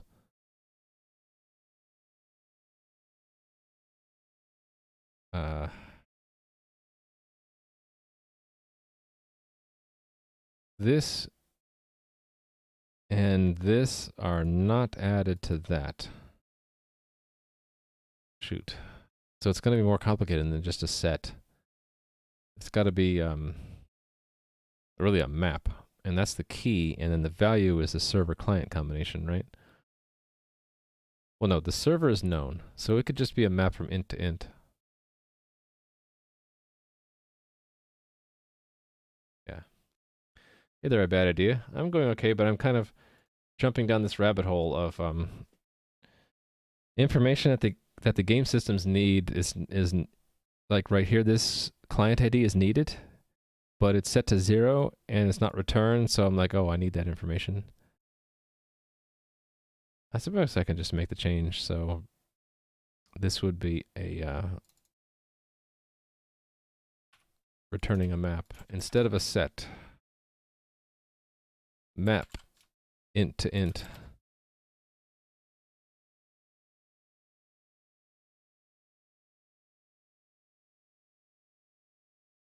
A map of the identifiers of players marked logged out by this method.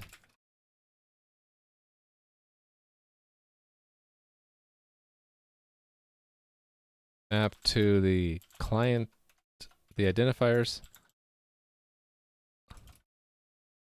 of the client, of the corresponding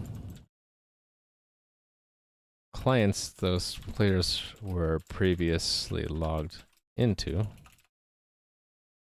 is returned. Make sure that map is included. It is. Still using set. Okay, so now that that is a map, I can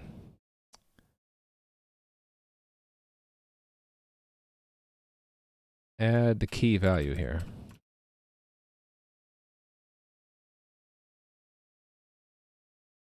So we'll call this server.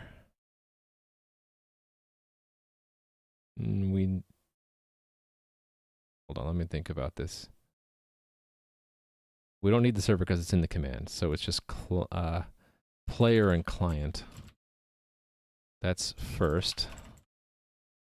And client is the second.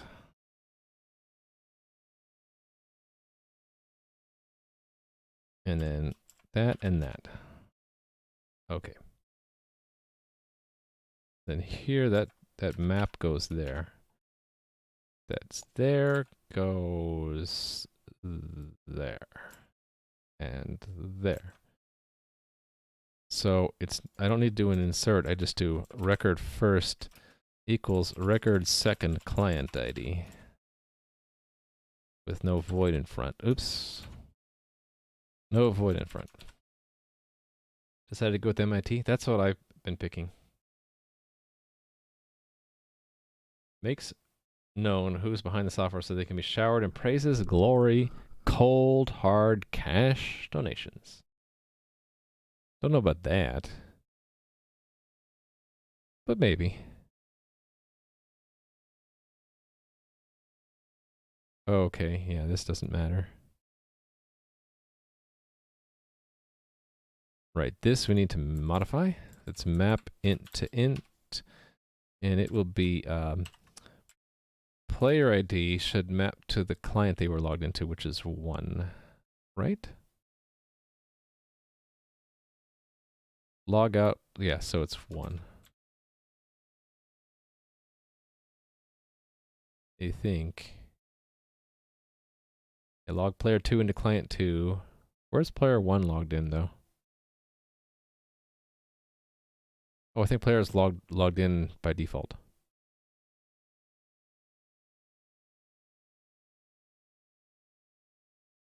Is that gonna work? Or does this need extra? Sometimes you need extra parentheses to make these things build. I'm gonna try that. Extra parentheses. Yep. It needed the extra parentheses. Okay, so that's one place. So when it's executed, the feedback goes on client report executed. Comes back here. Right, because I want that information to be given to this. So it's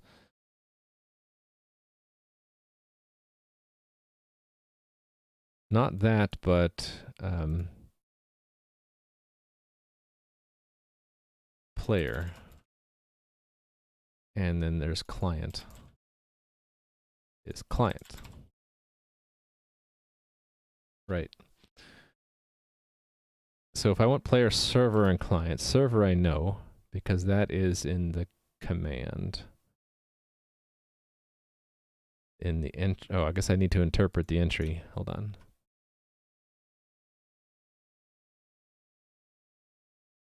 So reinterpret the command.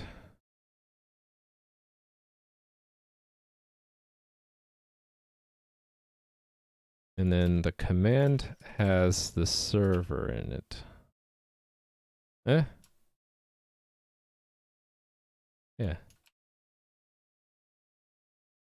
Who doesn't like that? I'll only be accepting gold Boolean bars and Krugerrand coins. I see. Yeah. Oh, it's just complaining that I have too many arguments. So this will be client ID. Yeah, on player logout needs all three. It's going to need all three of those now. All right, so this is simple. It's in the command.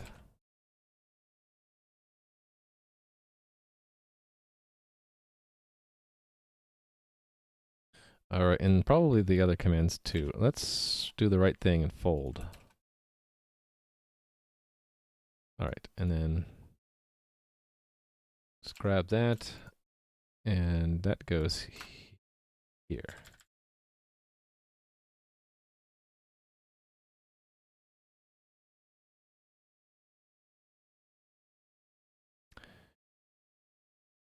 All right.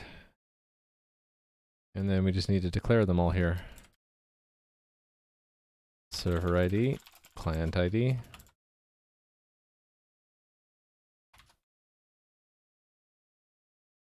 This is the unique identifier of the... I should have just copy pasted that. The server the player was previously logged into. Actually, I'm just going to copy the whole thing, paste it for client ID. This is unique identifier of the connection through which the player was previously logged into the server.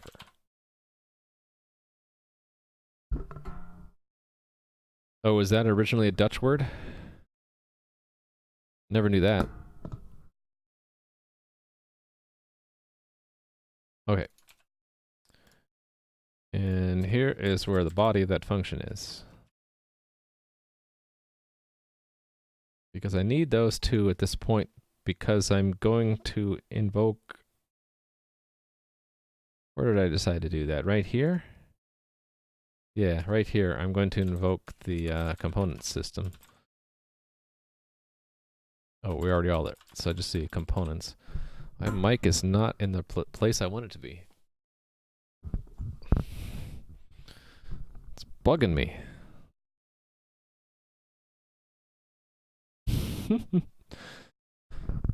It'll never be perfect. I just have to live with it. Components. Invoke systems. The event is JSON object.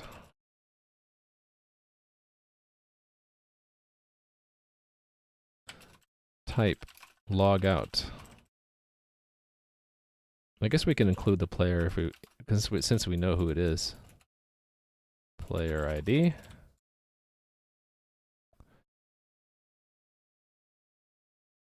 Actually, what am I doing? I just take that and type server and take that and type client. There we go. So that's one of them. The other place was in the disconnect where I had bookmarked it.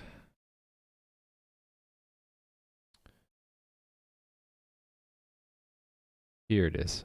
Right. So if it is, I wanted to say if client subscribe to ECS, then we're invoking that system. Oh, and they have to be, it has to be the leader server. So if they're subscribed and this server is the leader, so that is... Have a good stream, Ferris. Have an excellent stream the rest of your day too. Cluster, no, ref.cluster leader ID equals our ID. So if that client was subscribed to the entity component system and they this is the leader of the cluster, then invoke the systems and tell... Why is it giving me squigglies for that though? Oh, because there is no, yeah, there's no player ID. This is in the impl components, right?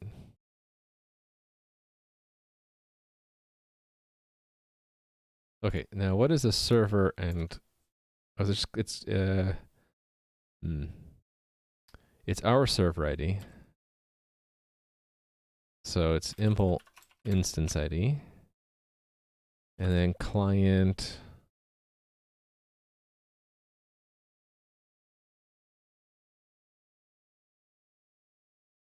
Client is client entry first.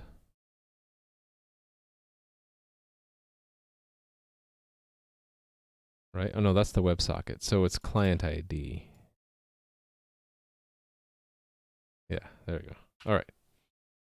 Hope I got all these things right. The test will tell me if I had it right, actually. That's what the test is for. There we go. Didn't work. Okay, so how far did it get though? I'm hoping it got... Oh, because I didn't handle the logout yet. It should have gotten to this point though. So let's put a breakpoint there. And debug. Right, we knew that would happen. Okay. We are the leader. Client does not subscribe to ECS though. Oh yeah, I forgot to do that.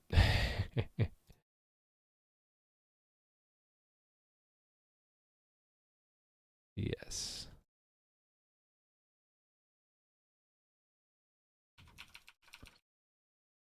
Subscribe to ECS. So just send this message and it'll be done.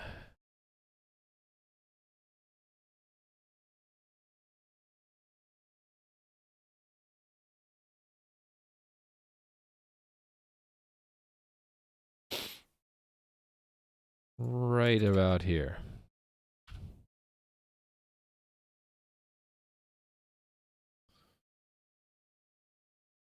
Okay. Yes, they're subscribed. We are the correct system, so it invoked the system. Oh, didn't that work? Yeah, that worked. All right. So that's for an administrator. I should do the same thing for a normal user. Actually, I don't really care. I should do it anyway. ECS logout event on subscribed client. What are we calling it? Disconnect? Hang up?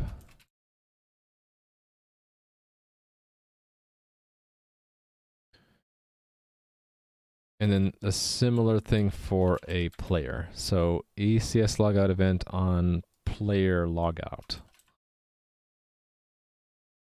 So there I need to do a little bit more. It's not an admin, it's a player. And we don't authenticate, instead we log in. So let me find where I'd done that before. Why am I doing these? Oh, there we go. That's what I wanted. Login as Alex. And then there's no subscribe. They just log in.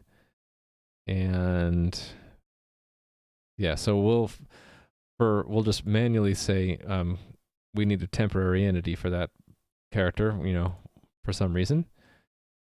Create a foobar so that we can detect it's been destroyed, and then the player will close their connection.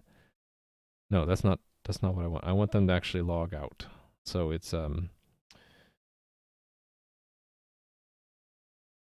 make a logout command. One of these. Formal logout, so that client is logging out. Publish that it logged out.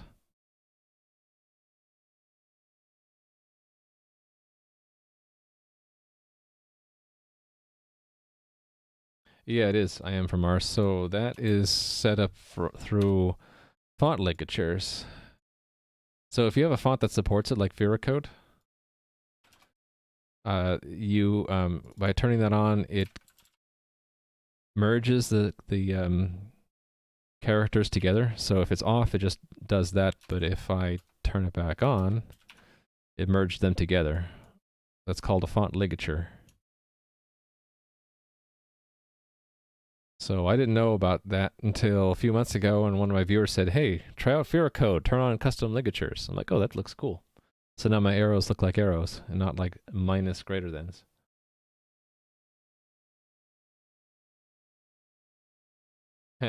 Play poker badly. How are you doing? Right now, I'm my own accountant. Rally Monkey knows the saga. Are you still here, Rally Monkey? I had a very bad experience with them this last week. It took a lot of effort to cancel my account with them. It's like they're trying to stretch it along to see if they can get another month of money from me. It was pretty bad.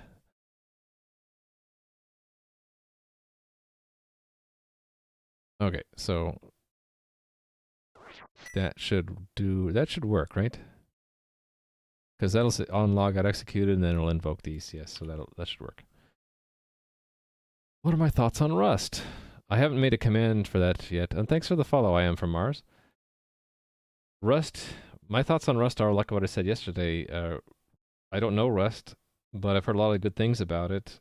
That it could be a better C++, like D or other languages that are designed to be better. So it's probably something I should look into at some point when I'm not so busy trying to make a game, probably. All right, this is failing. Why is it failing? Because it expected something. Oh, the login isn't working? Oh, because I don't have it add test user. I forgot that. It will not log in successfully if they don't exist. Player has to exist. Yeah, okay, they didn't destroy it, so let's debug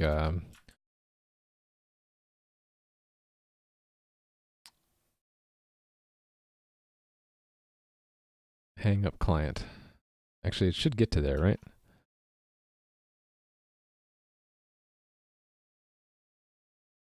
Oh, wait a minute. We won't hang up until we disconnect, right?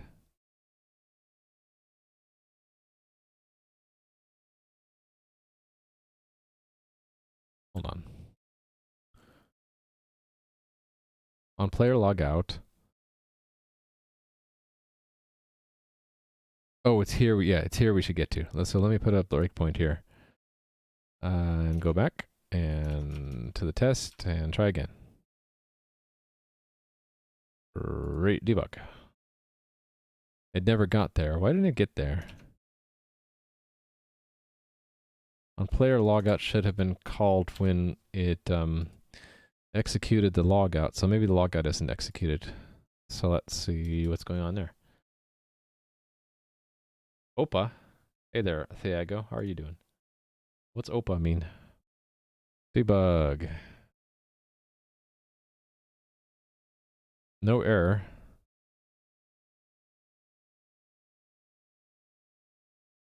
I had found the player.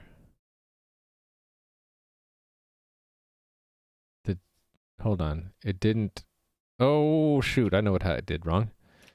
It's still in the play record because we didn't simulate the logout correctly.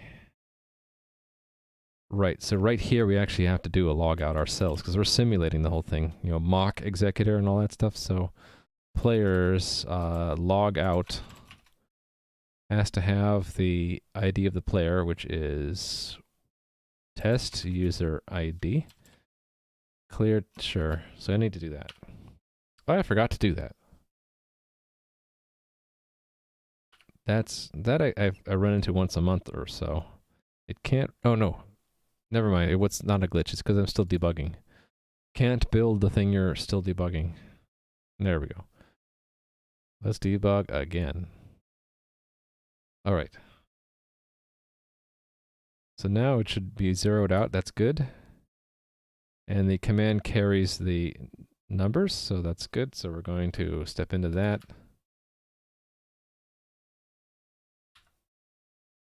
What happened here? Oh, I forgot to mark that we're caught up. Yeah, that was another guard that I put in there. Thanks for the follow, Thiago. Yes, so at this point would probably be a good thing. Announce... What is it? Server caught up? I forget what I call it. Notify server caught up. There we go. Hey, Maker Marker. How are you doing? All right, so since there might be some new people watching that haven't seen this before, let me link some commands. So I'm working on a multiplayer RPG. Just started building the game stuff a week and a half ago. You can log into it here, and I'll show you what it looks like right now. We have some people that are helping me test it. They have not only made accounts and logged in, but they're also sort of scripting what they're doing. So Nui has a script that moves around in the game. So the game is going to be inspired by old games I enjoyed as a kid. So like the Ultima series. So it looks a lot like that. It's 2D top-down pixel art. You're represented by an icon in the game. And there's in-game chat because it's multiplayer. And I'm going to be evolving the game live on stream. So if you're logged in now, and I go and I say, hey, I want to create some land out here, then you'll see that appear in the game. And as I create new areas of the world and expand the world, you'll be able to see me in game doing stuff. The idea is to try to add a lot of different things you can do in the game. Player versus environment, player versus player, quests, hidden secrets, maybe even some crafting and building. But it's going to be a very slow process because I'm the only one working on this. So I work 4 hours a day on this at least, and we get maybe a few things done each day. And so you'll see progress week to week, but day to day, it'll seem kind of slow. Yeah, so I don't know about massive multiplayer online, but there will be other maps. Right now, we just got this much of the world done this week. If you look at this a week ago, it was all black. I have introduced the concept of different zones so that there won't just be one big open world.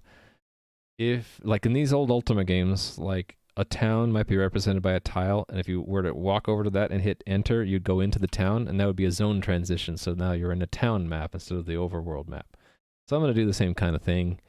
There's right now there's only 2 zones. There's this default zone you can see everyone in, and then when you log off, you're teleported to the logged out zone, which you can never see. It's just a holding area for characters that have accounts but aren't logged in. And later I'll be creating different zones and expanding the world. Right now I'm working on trying to make me as the admin of the game appear in game and be able to move around, because right now I can't move the screen. I need to move it to be able to paint beyond this artificial boundary here. So yeah, let me know if you have any questions. Otherwise, I'm gonna continue working. I think I'm almost ready to try this out. I need to add the front end tools to actually create an admin tile and then hook up the controls. The controls are going to act a little bit differently in the actual game. Do I have a window for that somewhere? Here. So this is my test environment. In the actual game, when you hold down one of these keys, I can show you in the debug tools here. So it doesn't overlap chat. Let me do that. If I show you the network tab, here I'll refresh. All the communication between the server and the client is through WebSocket messages. So if I were to start saying move north, and then I stop moving, there are actually only 2 messages. Player input W, and then later player input nothing.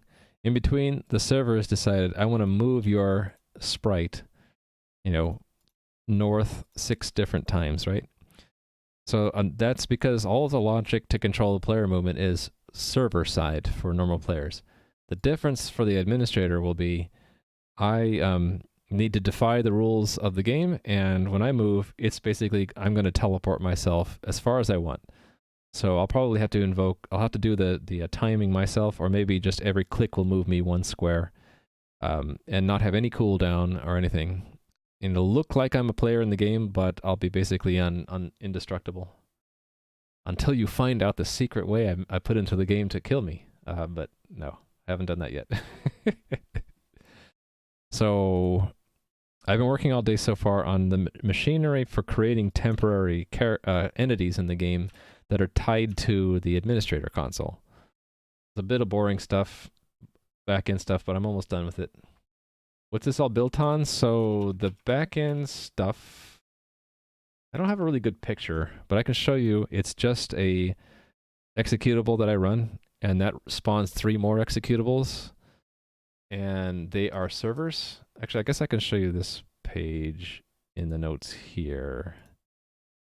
So these are all executables built from C++ code that sit in the Amazon Cloud Compute. And they, I have 3 of them for the real game right now. I can have any number that I want. I can add any at any time. So there are 3 of them. They sitting in the cloud. One is the leader of this so-called cluster. The others are followers. And ultimately, the only user interface is there's a diagnostic log, and there's some files, and that's it. The front end, so to speak, is what's running in your web browser, and that is, instead of C++, I'm using JavaScript with some frameworks. So I'm drawing the graphics using Phaser, and the rest of the user interface is using React and Redux. Those are just different frameworks, libraries you can pick up for JavaScript to do user interfaces and graphics in the browser. And the way that the servers and that front-end client communicate is through WebSockets, which is what I was showing here. So this is the WebSocket connection between this front-end web browser and my test environment servers that are running on my computer. And these are the messages that are going between them. So in the real game, it's the same thing. When you launch the game in your browser, the front end is on your computer. It's communicating with these servers in the Amazon cloud, which is actually where the game is running, and the servers are just telling your client what to draw where. And if anyone chats, it tells you, oh, chat message came in, and then if you were to chat, hello, it's sending a message to the server, and the server distributes it. So, tickle me to death. Well, we'll see about that. Oh, a new player of the game. So what I have, so you see how it said player 145? That is a temporary masked name, so that if someone were to pick an inappropriate name, it wouldn't show up to any other players. but it shows up to me or any moderators that I make. And that's so that I can make sure they didn't pick an inappropriate name. So that I say, okay, that name's fine, unmask. Now they show up. They're no longer player 145. And if there was some problem with the name, this ticket opened up automatically in the game. I could chat with that person and negotiate them to change their name. But since that name's fine, we'll just close and lock that ticket. Yes. The game client is a really thin user interface basically to the game, which is in the back-end client almost exclusively. I could do the same thing out of the browser, but I don't see why I need to now, because most people have web browsers. Can you show you the JS? Sure. In fact, I'm going to be working on that very soon anyway. Let's close all these windows. So the JavaScript is a hybrid app, React, Redux, and Phaser. So at the very top level, it's a React app. So we're bringing React and React DOM. Ultimately, we have React DOM render the app. It's JSX, and the whole tree of the DOM is described by the app component and its subcomponents, right? So on top of that, I have integrated with Redux using React Redux and the create store and compose and apply middleware from Redux. So the way that works is you create a store. This is where all your variables, so to speak, go, all the persistent variables. And you hook it into React through a provider, which is React Redux integration layer. So you put the store in there, and then through a series of mappings, you can turn the store into props. Show you how that works. That I put under views, because I consider this is how the user interface view is constructed. So the app is just a pure React component, and I like the functional components where you use React hooks instead of making it a class. So I don't have to say this anywhere. I really love that, because this confuses me in JavaScript. Make a component, and then you use the connect, which again is from React Redux, to integrate it with Redux. And the way it works is you have two maps. One is to map the state from Redux into props. So this app didn't need any props based on state. The other one is to map props into dispatch calls, which is Redux's way of changing state. Electron.js would be a nice option if I wanted to take this web app and just package it up as a standalone executable. You know, embed the web server in the executable. You know, we could go that route. That's always a good option. So yeah, so I'm kind of skipping over exactly what React and Redux are, but just showing you where they are in my app and how they're hooked up. If you have any questions, I'd be glad to answer, like what is dispatch, what is actions? Basically, dispatch goes to either middleware or reducers to change the state of the app, and the state feeds back into different components of the app to turn them into props. So, for example, in the chat, probably might be a good one. The actual lines of text that show up here are given to the React app through extracting them from the Redux state where they're stored here. They come back as the chat history lines prop right here.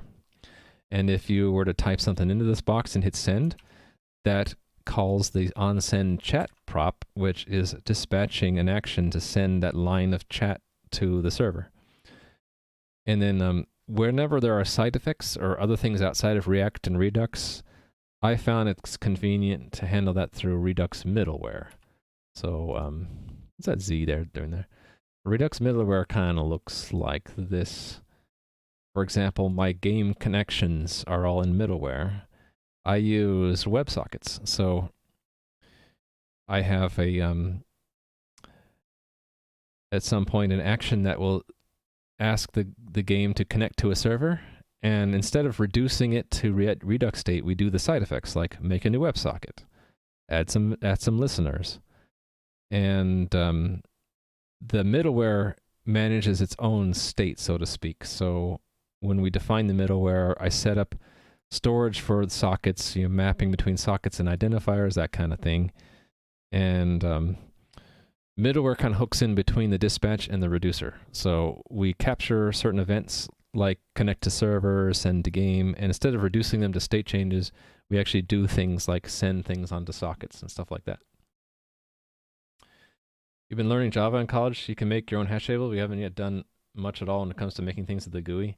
Yeah, that's what these frameworks like React and Angular and Vue and jQuery, that's what they're all designed to do, is to give you common tools for making web pages and interactive web pages and hook into other things. So with React, it's all JSX. It's an amalgamation of HTML and JavaScript. So the way to look at it is, on the outside it looks like HTML, but whenever you have these curly braces, what's inside the curly brace is evaluated as JavaScript. And there's a lot of other glue magic involved, but that's essentially what it is. Hey there, FD God. How are you doing today? So, Maker Marker, let me know if you have any other questions, but that's basically the JavaScript. Where the graphics comes into play is another special middleware which deals with Phaser. So Phaser's one of many libraries out there to make graphics in the browser, either with Canvas or WebGL. And I do that in my Stage middleware. So where it begins is a little bit, this is a little bit dirty. I haven't refactored this code in a while. But at some point, it creates what's called a stage. Here it is. So you set up a configuration saying what you want called during different phases of the app's lifecycle, and then you just say, make me a new Phaser game using that configuration. It calls you back on init, preload, create, and update. Update is like every game tick. Create is when everything is loaded and you're ready to roll, and an init and preload are like while it's setting up. So I don't do anything during game tick right now because the game is fully driven by the server messages. But on create, I do a lot of interesting things. I hook into the keyboard, to the mouse. I hook into whenever it loads a tile set image file so that I can then update sprites. And I create stuff in the display. Whenever you see a scene ad, it's usually going to be adding something visually. So something like a text would be one of these nameplates. A sprite would be one of the tiles. Or like that pop-up that you're seeing there is a sprite, that kind of a thing. And it's all squirreled away in this one piece of middleware. It has nothing to do with React. It's just concerned with doing the Phaser stuff, so I like the clean separation that Redux allows me to have this by making stuff into different middleware. This middleware is all Phaser. This middleware is all WebSockets. So it's pretty nice and clean. Java should be extinct by now? Well, it lives on because of all the devices it's in, right? That's what Oracle likes to say whenever you install Java. They're in X billion devices worldwide, right? All right. Hey-yo. We have a new player? Did I already deal with that unmask new player? Ooh, GNU plus Linux rocks Windows sucks. That's quite a long name. Actually, I hope you don't mind, but I'll take this opportunity to show how I might want to go to the ticket created for that player and say,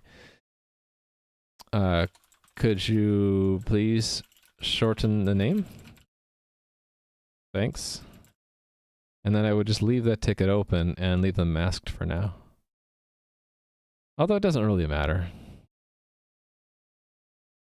Like someone made spammer123 as a joke, and I left that masked, and then someone took my name and reversed it. Yeah, new players. Okay, so I think I wanted to run all my tests, right? Am I at that point where I want to try this end to end? I think so. And then I'm going to work on the front end. So essentially, the front end will be told about the new entity created for it. So we should verify that first. So the one you implemented would be bucketed. Oh, you're talking about hash tables. Okay, yeah. So I'm going to move over to this temporary testing environment and test things out here. So that's the actual player logged in. I'm more interested now in watching what shows up for the administrator. Assuming my tests all pass. this is, I need to get to that. Oh, we had a broken test. Implicit player logout from client report announced. What's the error here? We didn't get a message down on this line. Why not?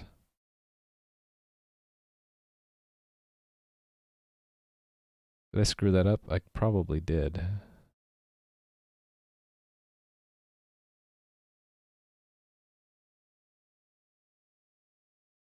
Oh, this is subscribe to players. It's supposed to send back a message about a player update when Alex logs off. How did I screw that up? Huh. And the executor also failed. Client report. Oh, this is just that the test returns something different now. JSON object. It's returning not only the player ID, but also the former client ID.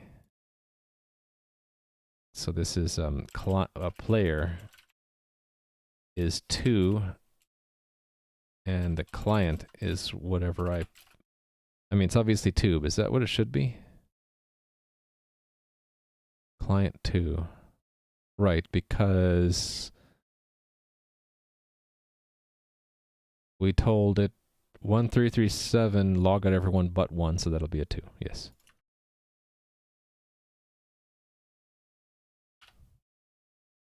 What else failed? Nothing else failed, so I just need to look at this test again. All right. And then the other one that failed. This one. Subs. So the subscription system's broken. I need to use the restroom now, so I need to take a quick break. You're the only number man I know who starts with the number 715209. I know a few other people have numbers at the end of their names, like FDGod, my account, user335, Adam13531. But as far as I know, you're the only one that starts with a number. I'll be right back, folks. I need to use the restroom. Just a minute or two.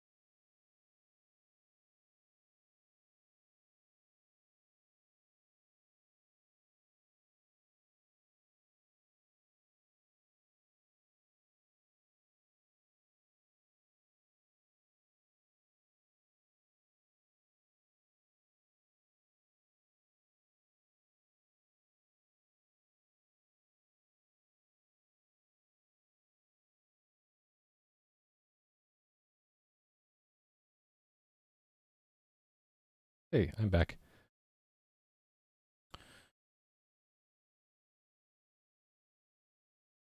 Gotta have a unit test system in your language, but how do you unit test a unit test system? I think the answer, Jelmeg, is you don't.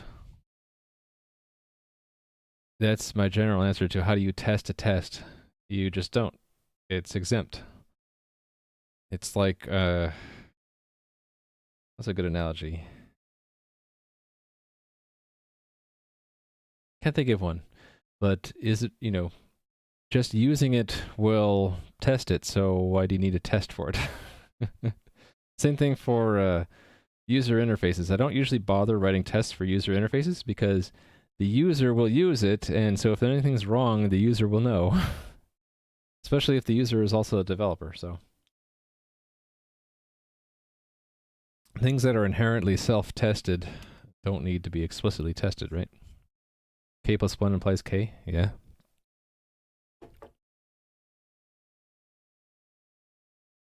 Really should only test something if the test would be worthwhile.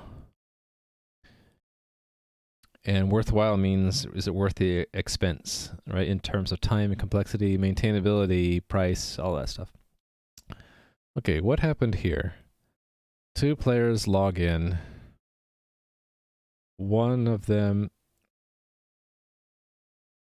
a client report comes in saying log everyone out on server 85 except for 16. So that would imply that player 1 gets logged out, which is what this says. And for some reason, it's not happening. It's coming back and saying the admin's not told anything. And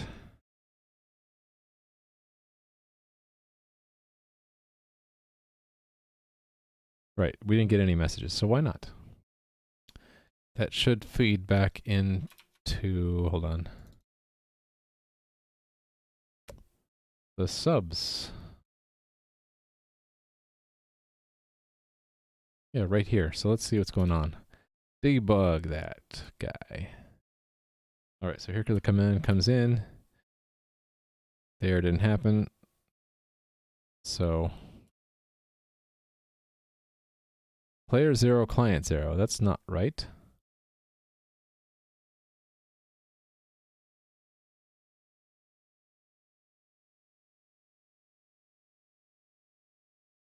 It does announce something. Is this announce just skipped? Yeah, it's just skipped. Okay, so the problem is that there's 0 here. Did I get this wrong? Is that what happened? Let's see. So it's an array, and it has one element in it. And that element is an integer. Okay, that's wrong. It shouldn't be an integer. It should have been an object. So, oh, I know what happened. I simulated that, but I didn't update the simulation. Yeah, this is not right. This needs to be an object, where the player is the test, because we're adding more information here now. We're adding client, which in this case was 42. And I think I also added server, didn't I? Or no, I didn't. Server was implied by the command, so I didn't have to have the server. There we go. Yeah, it's what broke. Devs are bad testers since they don't think... Yeah, I tend to agree. So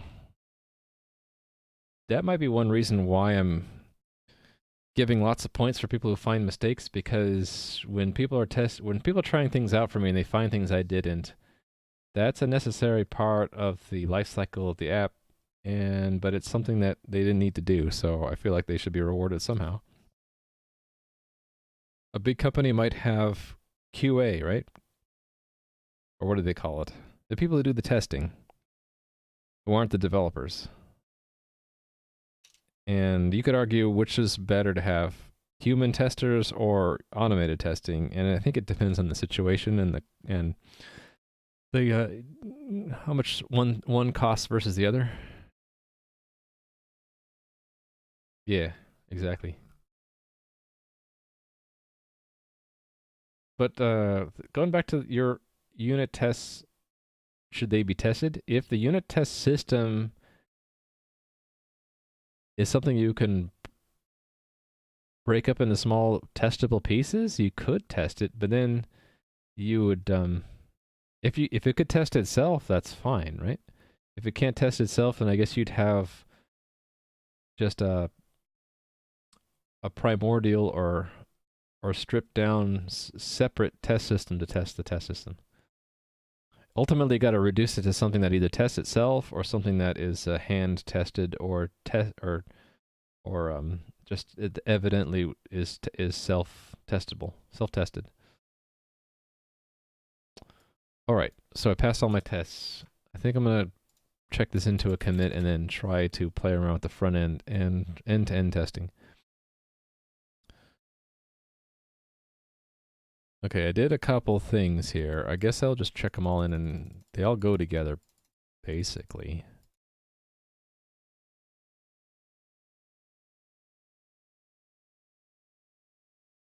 Actually, a couple of those things can go independently. Like this hunk and this hunk, I just basically make game time optional when invoking game systems. Is there anything else that could stand alone here?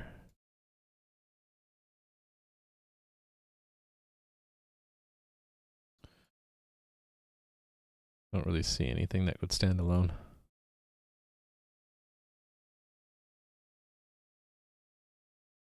All right, we're checking it all in together.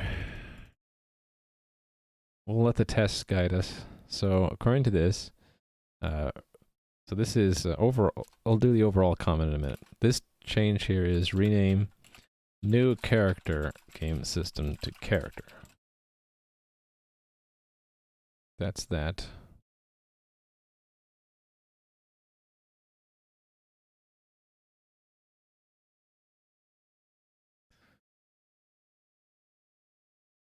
Okay, character game system. Have character game system create temporary character entity for a client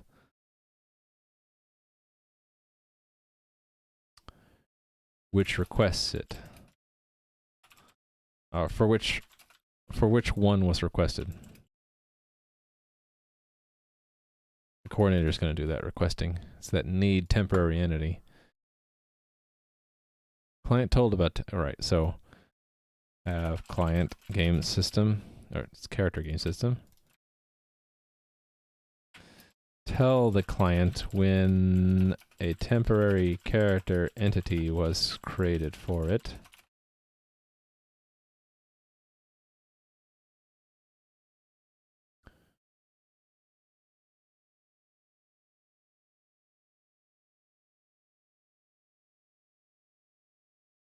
Okay, and then destroy temporary character entity when the client bound to it is logged out.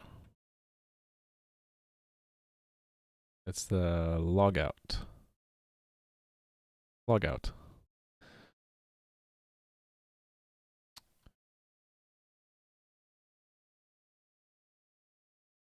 Okay. Now this. Okay. So issue log out ECS events when an ECS subscriber disconnects or when a player logs out. That's those two tests.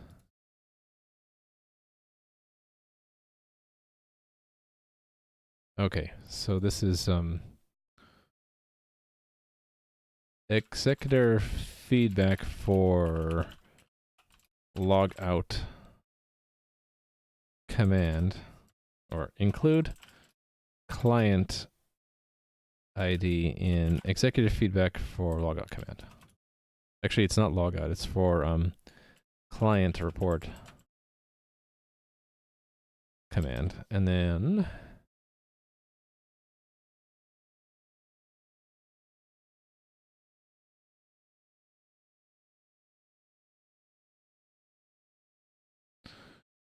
create a request temporary character creation for ECS subscribers.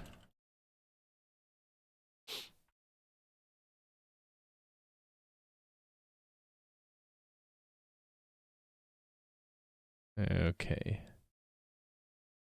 That's just that the executor does this. Ooh, I have an extra blank line there that shouldn't have. That's in executor tests. End of the file. Fixed. Right, players tests.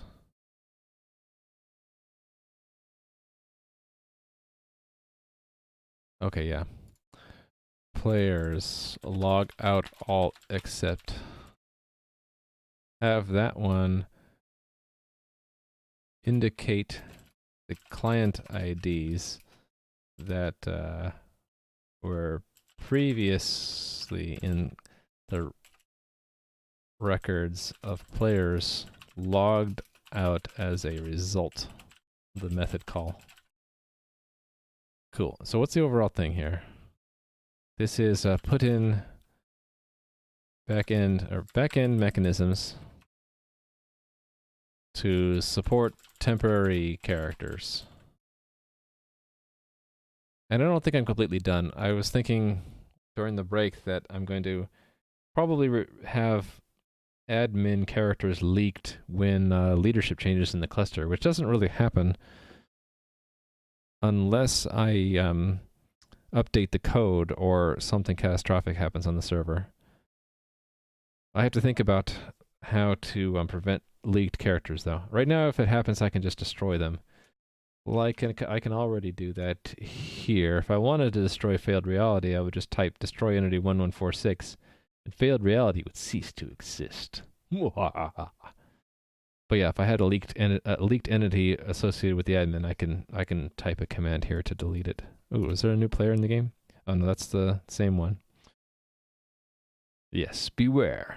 I have the power to create and destroy entities.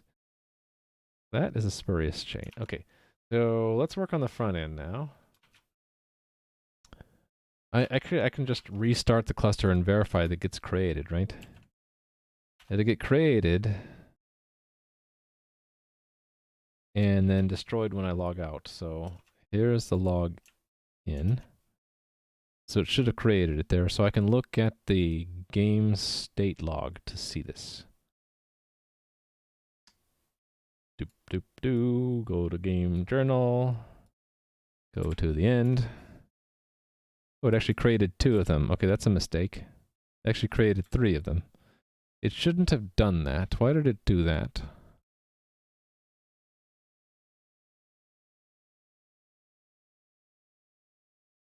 And then we will have received messages about it.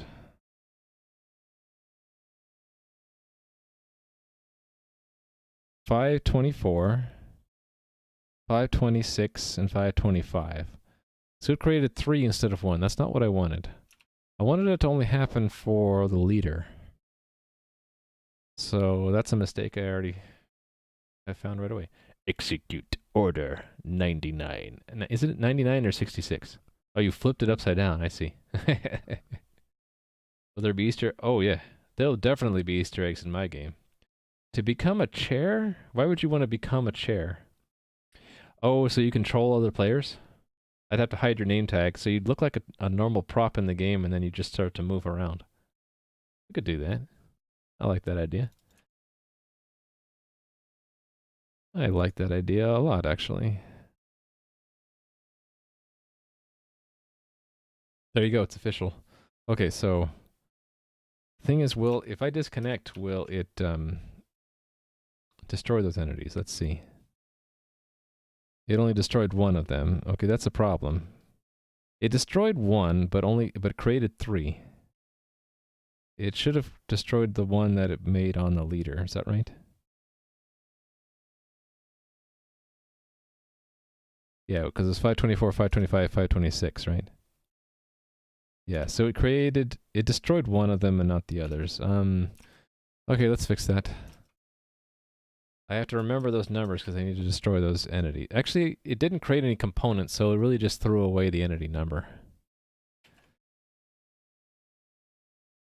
Let's fix this. It should not create a temporary entity if on any other server but the leader, so...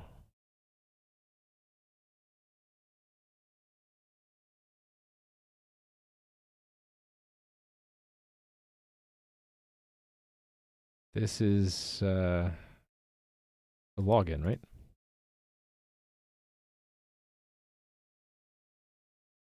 This one.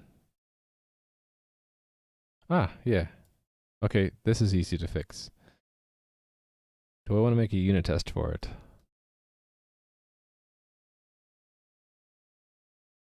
How hard would it be to make a unit test for this? That's the question. Not that hard. Let me find where the other one is.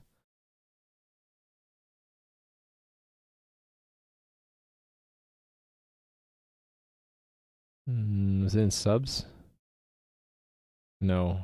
Do I not have a chest for this?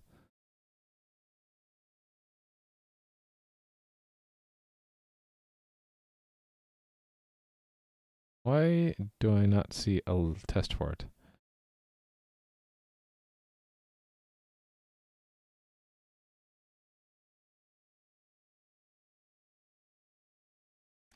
It comes back though, right? As feedback.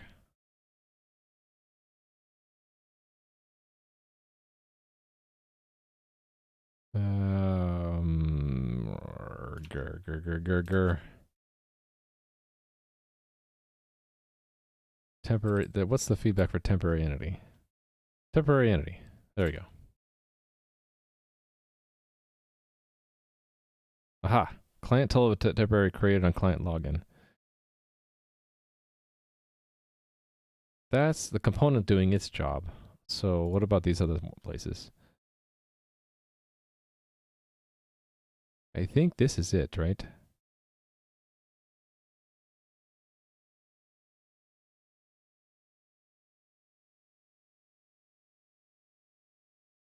No, that's not it. Okay, I don't even have a test for it.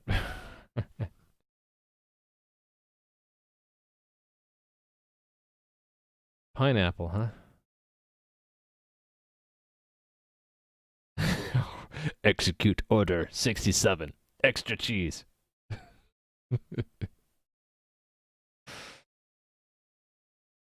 Okay. I could have sworn I wrote a test. I have too many places where I have test frameworks. It would have been subs, if anywhere. Did I have a new subs test? Collapse all tests. Let's look at them.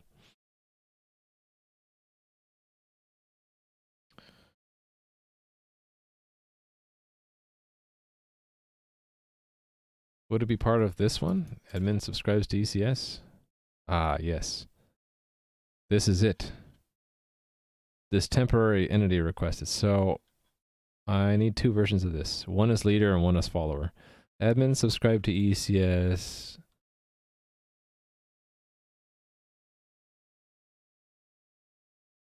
On leader server. And then one for the client.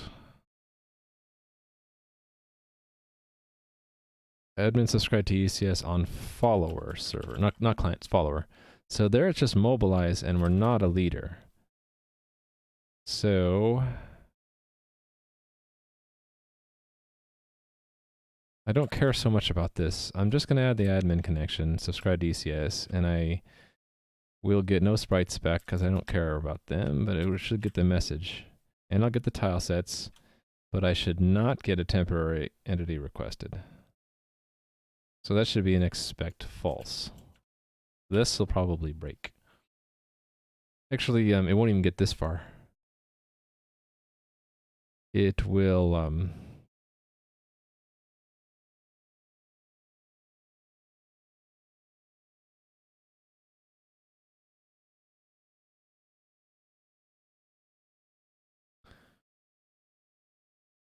it'll get to this and... Actually, hold on. What will it do?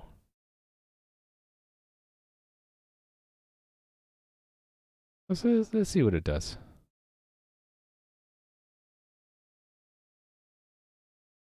I never got a message. Why not?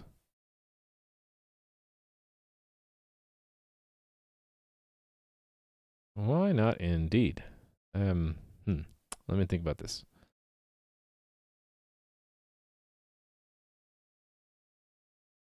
I wonder if it needs to... It needs to know about a leader server for it to handle this. Let's see.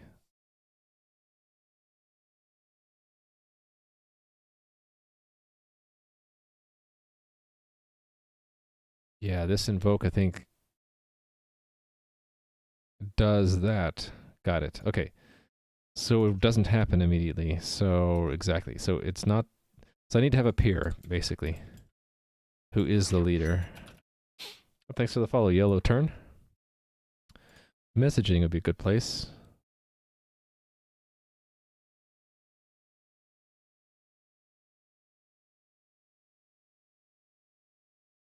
Looking for one where...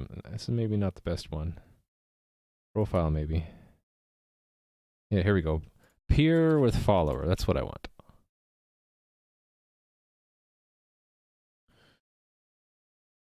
So mobilize the server, add a peer connection, become a follower of that server. And then what I should expect is the peer will receive a message. It will receive an invocation, maybe. Actually, I don't want it to. That's the whole point. So instead of waiting for messages, I will do a coordinator. This. Wait. No. It's a peer dot connection server. Wait for one loop. And then expect nothing. So expect an empty vector for peer get messages received. That's what I expect, and it's not going to happen. Okay, see you, Jalmega. Order 68 would have been 2 number 9s, a number 9 large, number 6 with extra dip, number 7, 2 number 45s, 1 with cheese and large soda, and send General Grievous to pick it up, right? So it's for pickup. It'll be General Grievous will be coming to get it. Something like that, right? Okay, yeah. So it's expected that we don't receive, and we do. Actually, this one is expected. I should clear that at this point, right? Peer. How do we do this?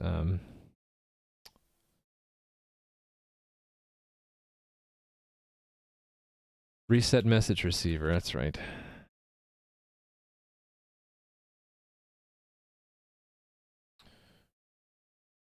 Does this one wait? Yes, it does. Okay, good. Good. I want to see just the message I shouldn't get. Not any of the setup messages. Right, so that we should not get an invocation of the game systems from a follower server. There we go. So it's set up right, and then the fix is just say if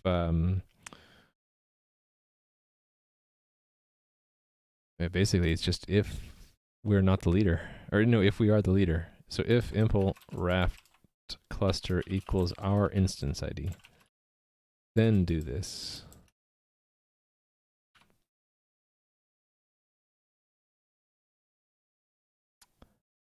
All right. Retry the test. Okay, good. Let's run all the tests. I think this will just work, so I will start this up again.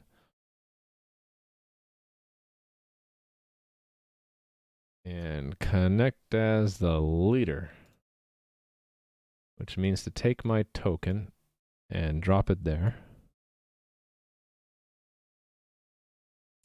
Unfortunately, it shows a bunch of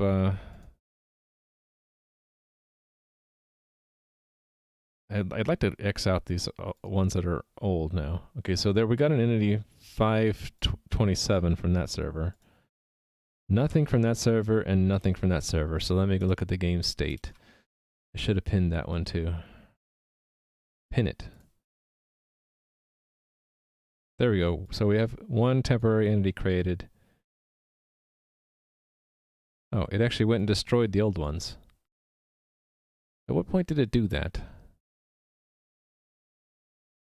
What term are we in? Okay, this is the new term. Interesting.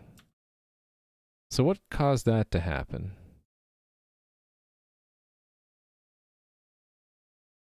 I don't know.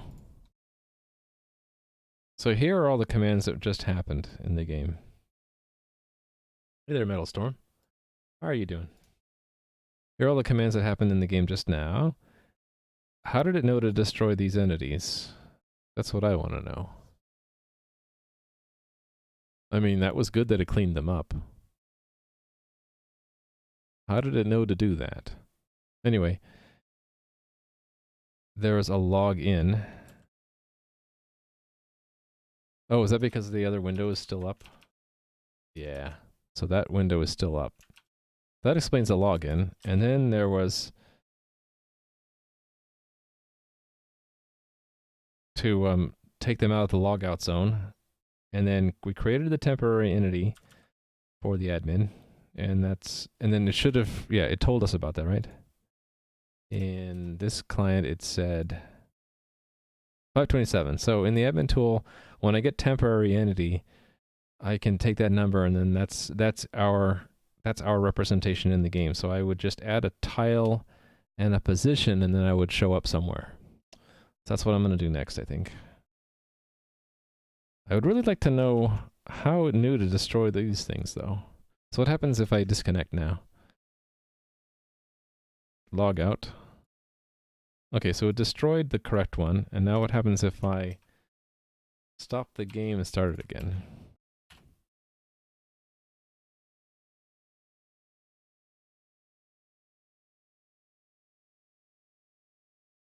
Oh, look at that. It's like processing old journal entries, and it keeps thinking it needs to destroy them again. So that should probably clean that up. Otherwise, we're going to get a lot of useless commands being replicated. That does get replicated, right? Let me look. Game journal. So this is the view from server 11. Yeah, so they're the same commands. These should match, and they do. Who's the leader of the cluster? 11 is the leader.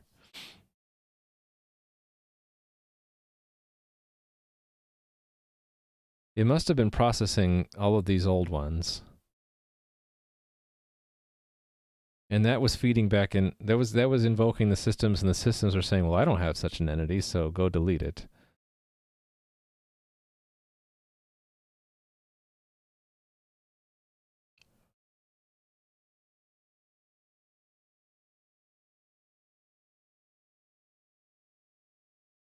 I kind of see how this happens. Yeah, so this might be a problem. Well, hold on. If we don't do that, if we haven't started yet, that would fix it, right? Let me think about this. Where is start issued? It is issued if we become the leader of the cluster. So if we become the leader of the cluster, that means we should have caught up and executed everything already, right? So would it be safe at that point? Is start? I want to make sure start is invoked last. Let me see.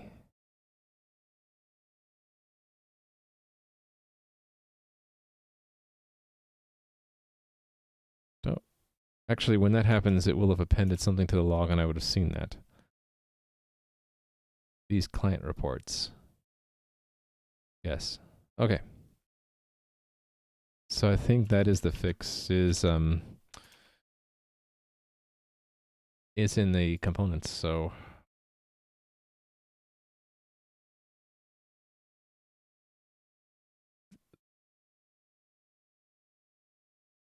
Yeah, it's this one's getting executed on old journal entries. And this is causing this to be done. I mean, not that one, this one.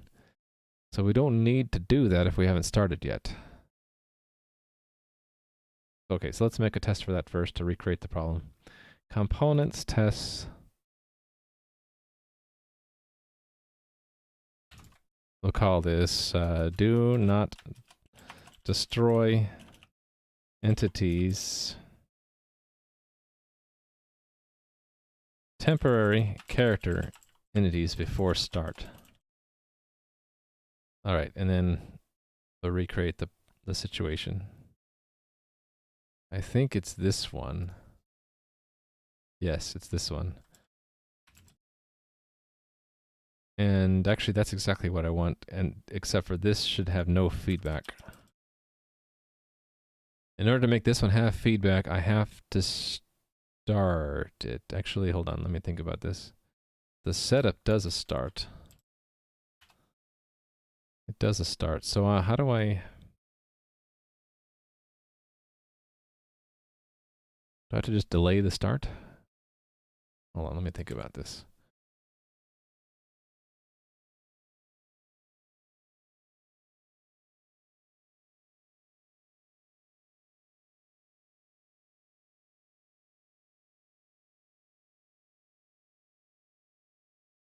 I guess I could put it into a different fixture that doesn't do start.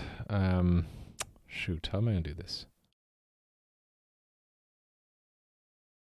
I know what I can do. I can make a helper that does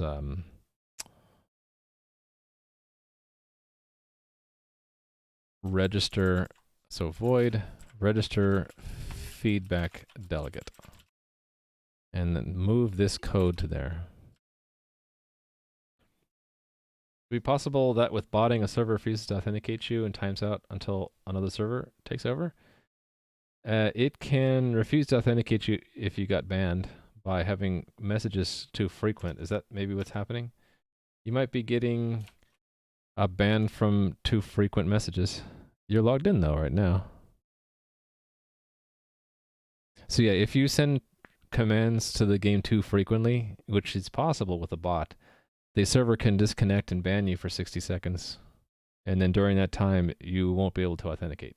Actually, you won't even be able to connect. It'll just refuse your connection.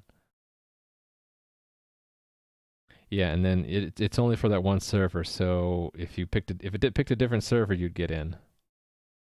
It's possible you were banned for a minute or two by one of the servers because of exceeding the rate limit. All right. The idea is I want to do that there, and then let's make the other one here. Invoke start event.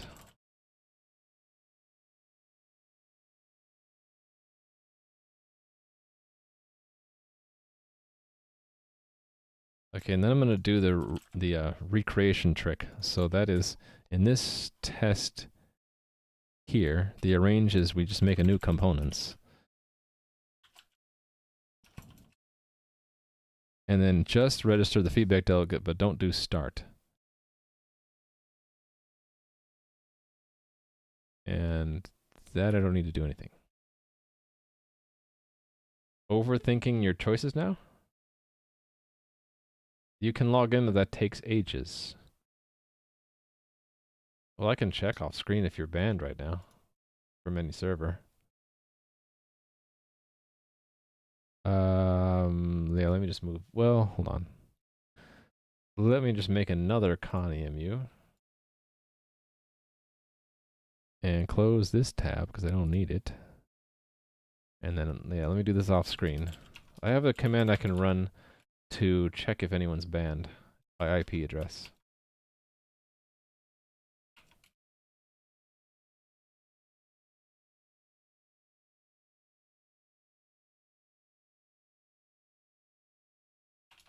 And I'm typing the wrong path name to it.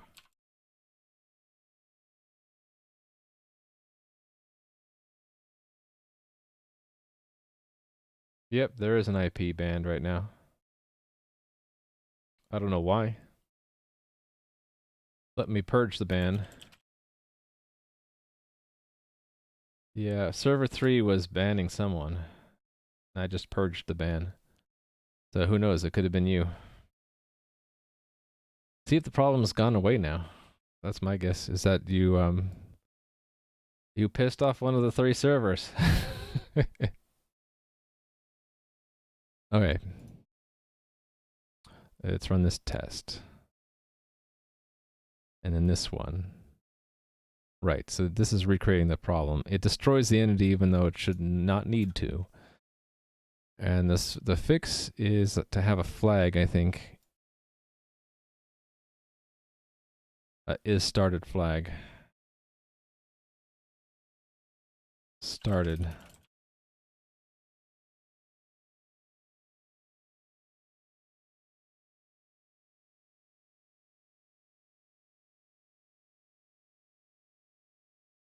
Where to put it? Where's the characters? Oh, did I put it up at the top? No. I put it here. Okay. So that's true.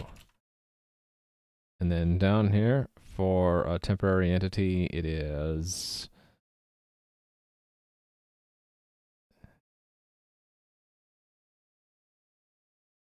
basically ignored if we haven't started yet.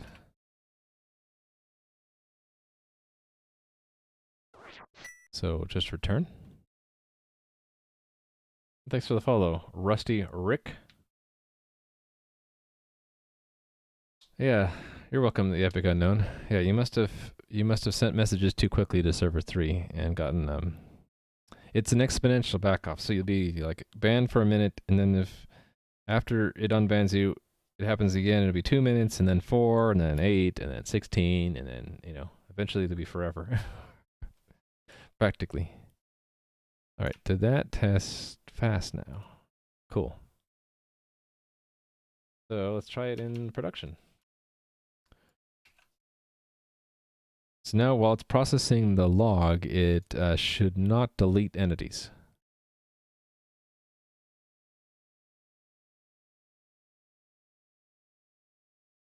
Still destroyed a bunch. So, start is being called too early, I guess. Okay.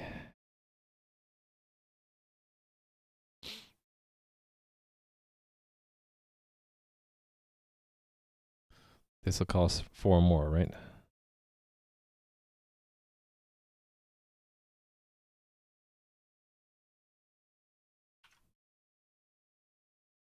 Right, there we go. Okay, I failed a test anyway, so see what's going on here.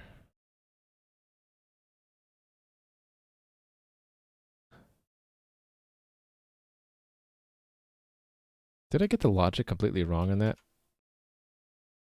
If not started, return. Start sets the flag.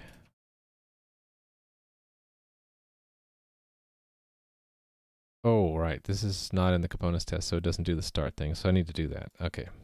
That's why. So somewhere up here, I want to do a start. And probably the other test as well.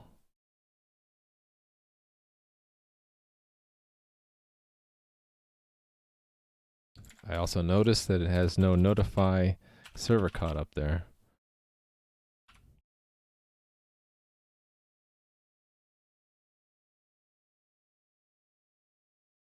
You have to improve your algorithm. Okay. Okay, so, but that didn't really solve the problem. I mean, that is a good thing to do. Don't do it until start has happened, but start is happening too early. So we're becoming a leader, and then we're processing the log. Why would that happen?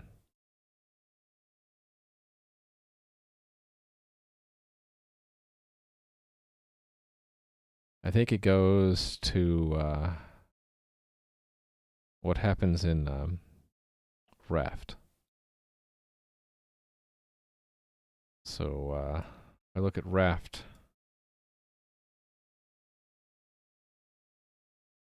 Leader. this stuff. Assume leadership. I think it happens early before we.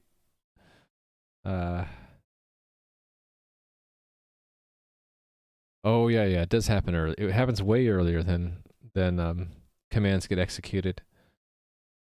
Okay. Well, would I adjust it? Where would I adjust this?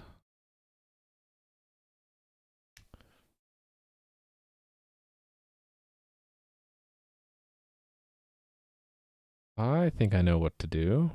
This is the coordinator, right? So we can adjust this so that both this has to be true and we have to be caught up.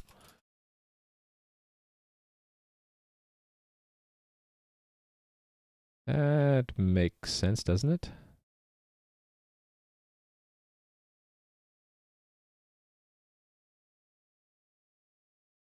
Actually, it doesn't.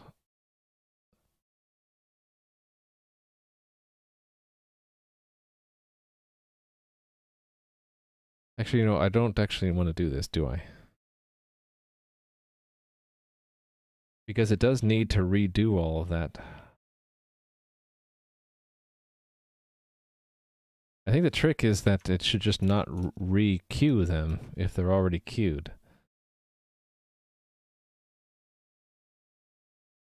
So it will have seen these, where are they?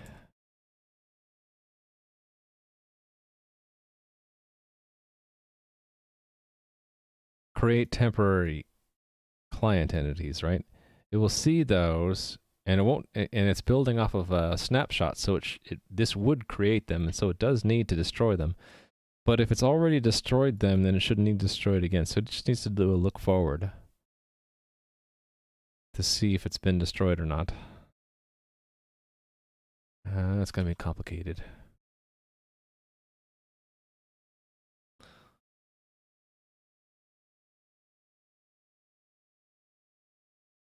So I do, yeah. I need to keep that the way it is. That's for sure.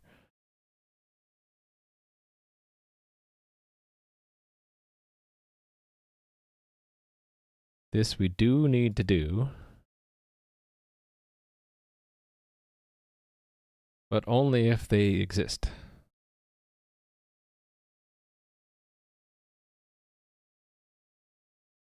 So I think I know what to do. That's the ECS feedback. ECS feedback. Right, so this always appends, but we can conditionally append. That's what we can do.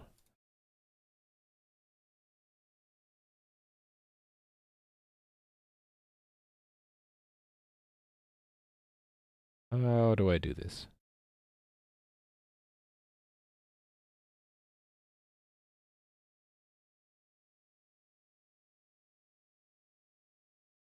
I hate to do it here, but I could check the action type, and if it's destroy, see if it's already been destroyed.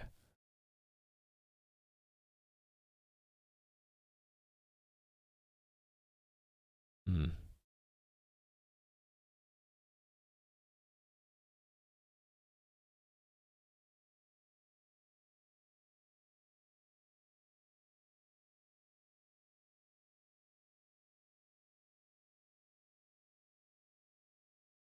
Oh, it's almost 4 hours. Shoot. Hold on. I need to check something off screen.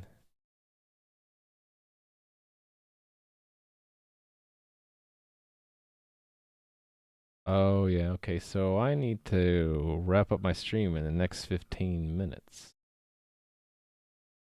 Am I gonna get this done then? I could hack it.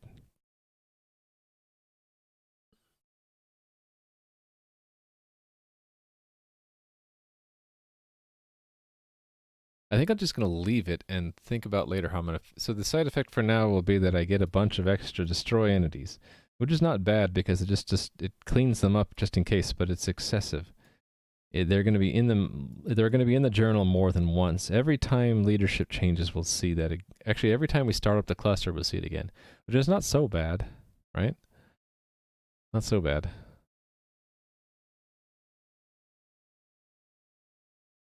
So maybe I'll leave it and just move on. Okay, so if we move on, that's the front end work. Do I have everything checked in? Maybe not. Yeah, I added this guard against doing anything before we start. Actually, I don't even think I need it, because I think it always does start first.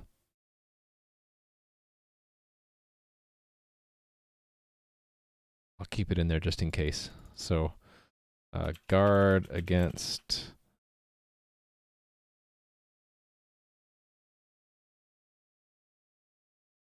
destroying entities before game systems start.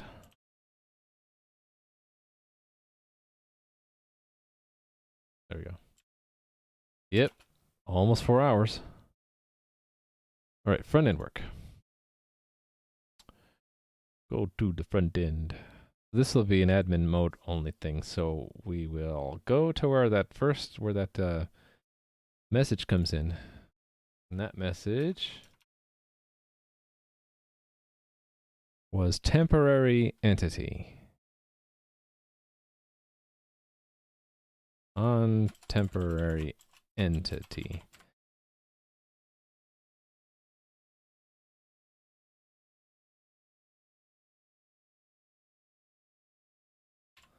I'm missing some semis. Semicolon, semicolon. All right. We get back what now? We get back the entity. So that's entity. Reflect temporary entity. Entity. That's a new action.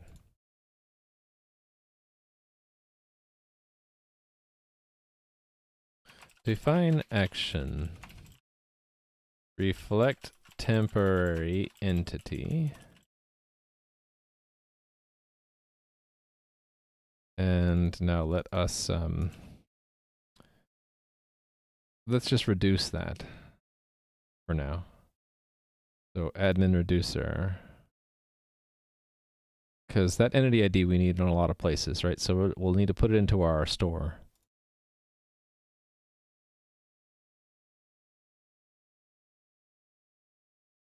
I don't need... Why did I put some of these inside of braces? I don't know why I did that. That's unnecessary unless I had local variables of some kind.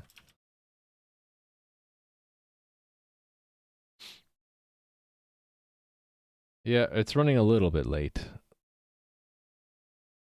I want to get to a good stopping point. I think a good stopping point for me is I show up as an admin figure in the game, which I'll probably need a special tile for, otherwise I'll show up like a normal player, right? I'll think about what kind of tile I want to show myself as. Temporary entity. We're going to call this the admin entity. Entity. So that goes into the shape here. Initialize it to 0, and when do we want to set it back to 0? I think when we get disconnected, so where does that show up? Oh, thanks for the follow, Rod C23. I don't know if I'm in love with JavaScript. It's kind of a nice language. No, I have to end in like 13 minutes, basically. Because I gotta go take one of my kids to the orthodontist. Assuming they actually get home from school. If they don't get home from school, it's gonna be a little weird. Be like, okay, I'm supposed to take them to the orthodontist, but they're not home yet. What do I do now? Connect to disconnect. Server disconnected might be the right place, right?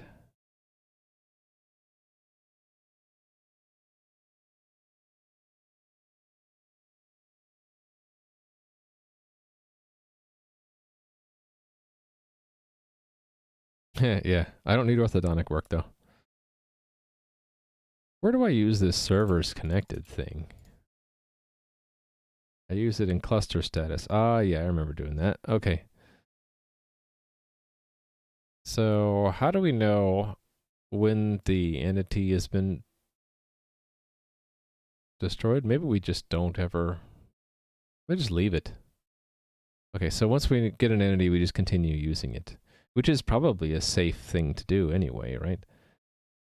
The worst that can happen is we try to create components for it and that entity doesn't exist anymore. Actually, it's just going to overwrite what was there before. The worst that can happen is we could leak the entity. The components might... Okay, so I'm okay with this. So let's try that out.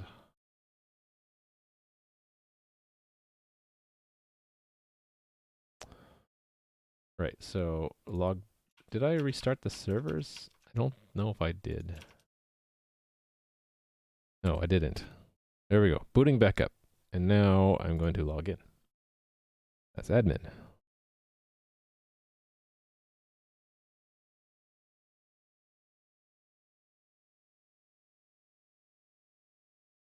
Sometimes it doesn't work. There, not that time it worked. Oh. What happened here?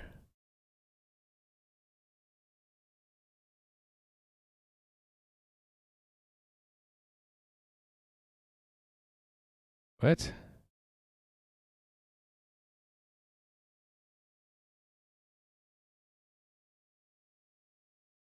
Why is actions not defined there? Did I misspell something?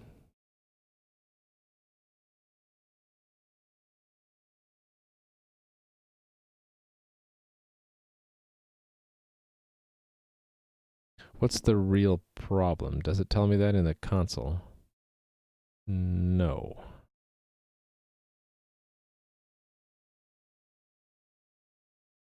Oh, reflect temporary entity is not a function. Did I not add that? Reflect temporary entity? Did I add that wrong or misspell it somehow? Reflect temporary entity. Okay, and then where did I dispatch it? Did I misspell it there?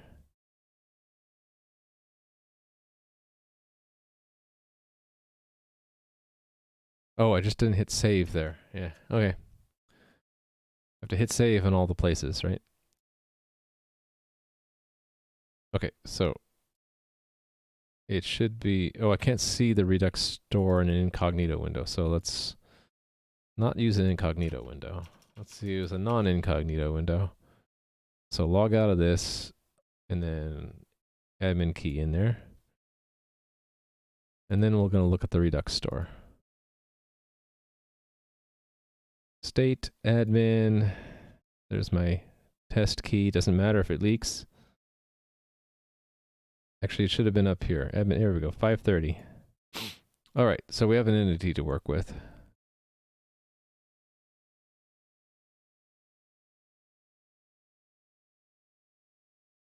So I want a side effect. That means I'm going to want to capture this in some kind of middleware. I guess it'll be the admin middleware. And here we go.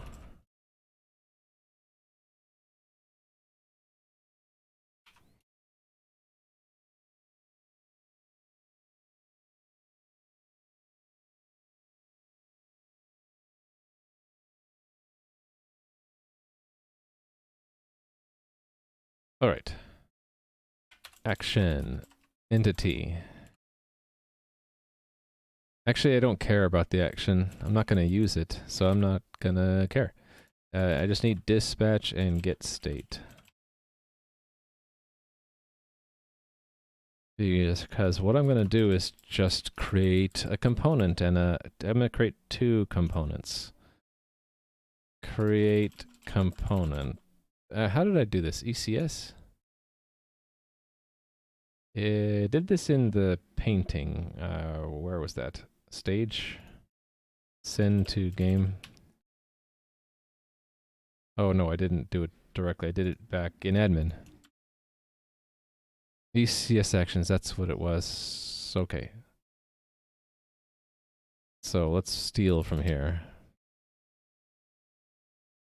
Actually, it's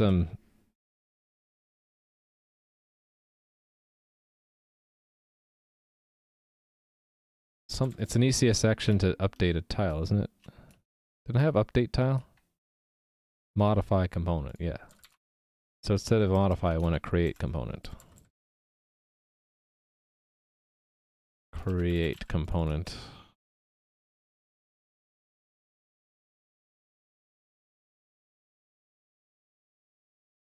Okay, I'll just steal from here and fix it up.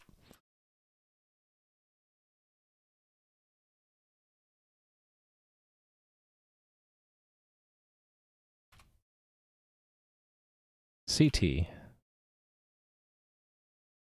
is tile. Entity is E, right?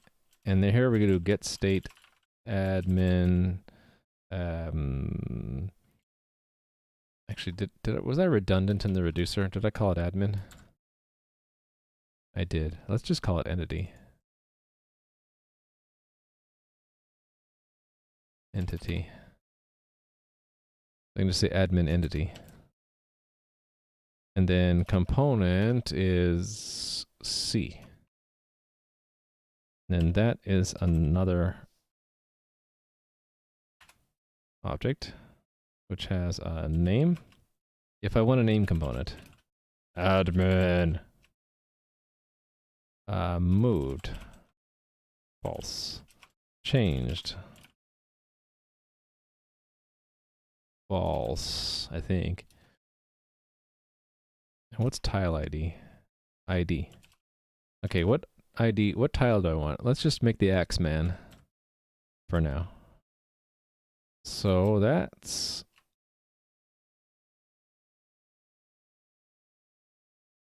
right, and I can have more than one, so I can do these together. I can just create 2 of them.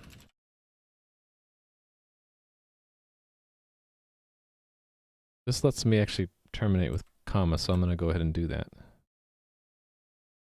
And create position. And it's X and Y and D and Z, which will be default zone. We'll put myself in the center at depth 2 because I want to, actually I want to always show up at the top. 99. There we go. There we go. I'm on top. Yeah. Of everything. So now to move around. Moving around would be to modify, would be a modify component. So I have an action in there, don't I? For moving? That actually would be into the stage. Player input. Yes. So, right. So I have it if we're not admin. So if we are, let's just move. So I need to remember where I am.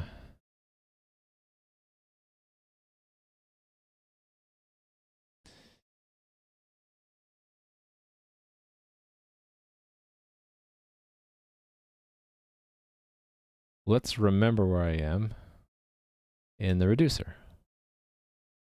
So position, I guess. X is 0, Y is 0, depth is 99. And then let me make an action. Yeah, admin's coming, that's right. Let me make an action.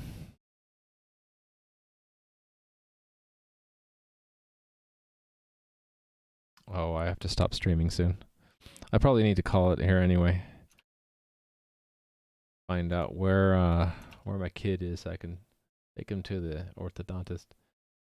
Yeah, so I'll finish this up tomorrow, but what I'm working towards is to have a tile show up in game. I'll probably make in my own tiles a separate tile set so I show up in a unique way. And then I'm going to connect in the movement keys to actually move me around in the game. I need to make sure that I vanish correctly when I log out. So there might be a race condition there. Anyway, working on that, and once I can move around, I'm going to change the camera so that it's locked to your position and shows what's near you instead of showing the entire world. And then I'll start painting the background. So I can be a chair? Ooh, great idea. Could be whatever I want. Actually, I think I might be a dragon. I think I gotta go dragon. Because why not? It could be whatever I want, right? I'll be a red dragon or something. Alright, I'm gonna finish it up and work on this again tomorrow. Which will be, actually, all of this tomorrow. The only thing I got done today was this. So I have a presence. There I am. And that's all I got done today. Which is funny because I didn't have that line written at the beginning of the stream. I had all this written. So my plan for today is going to be the plan for tomorrow now that I have the presence done. With an additional thing, I need to also have admin movement. So yeah, this will be what I work on tomorrow. Sorry I didn't get to it today. So showing you in the center of the world instead of wherever you are in this fixed area, and then having collision. So work on that tomorrow. One above all, yes. So I don't want people to stand on top of me. Can I do day-night cycles? Yeah. Definitely want to do that. So thank you for asking that. So the idea I had was once I have the camera locked to you and you can move around in the world, we can do day-night cycles pretty easily. I can only show you what is within your visible range, and your visible range could tighten up as it gets dark. It could go completely dark where you can't see anything unless you have some torch or something, and then maybe illuminate a little bit around you.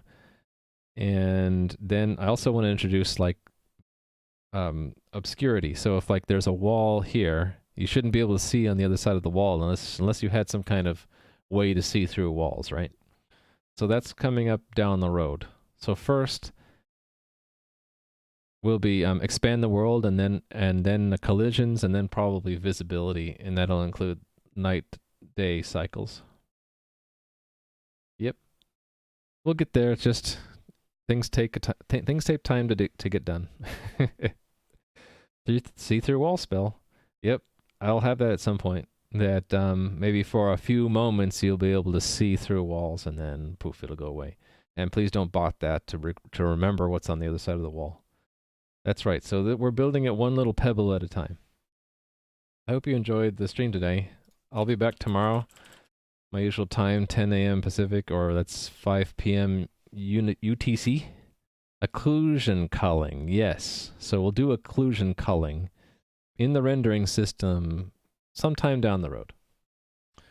I'll be back tomorrow morning. Let me go see who's streaming right now. We can go raid someone.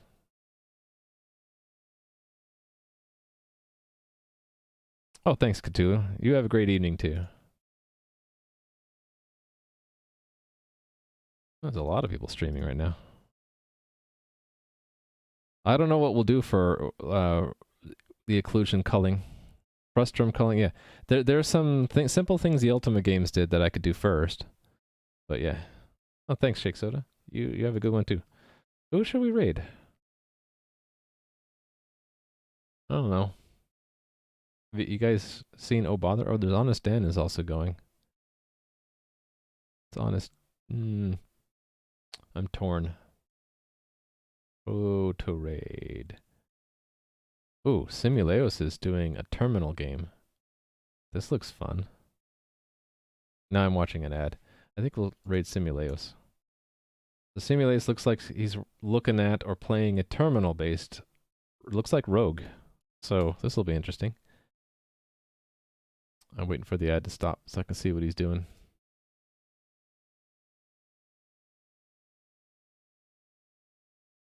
Okay, we'll raid Simuleos.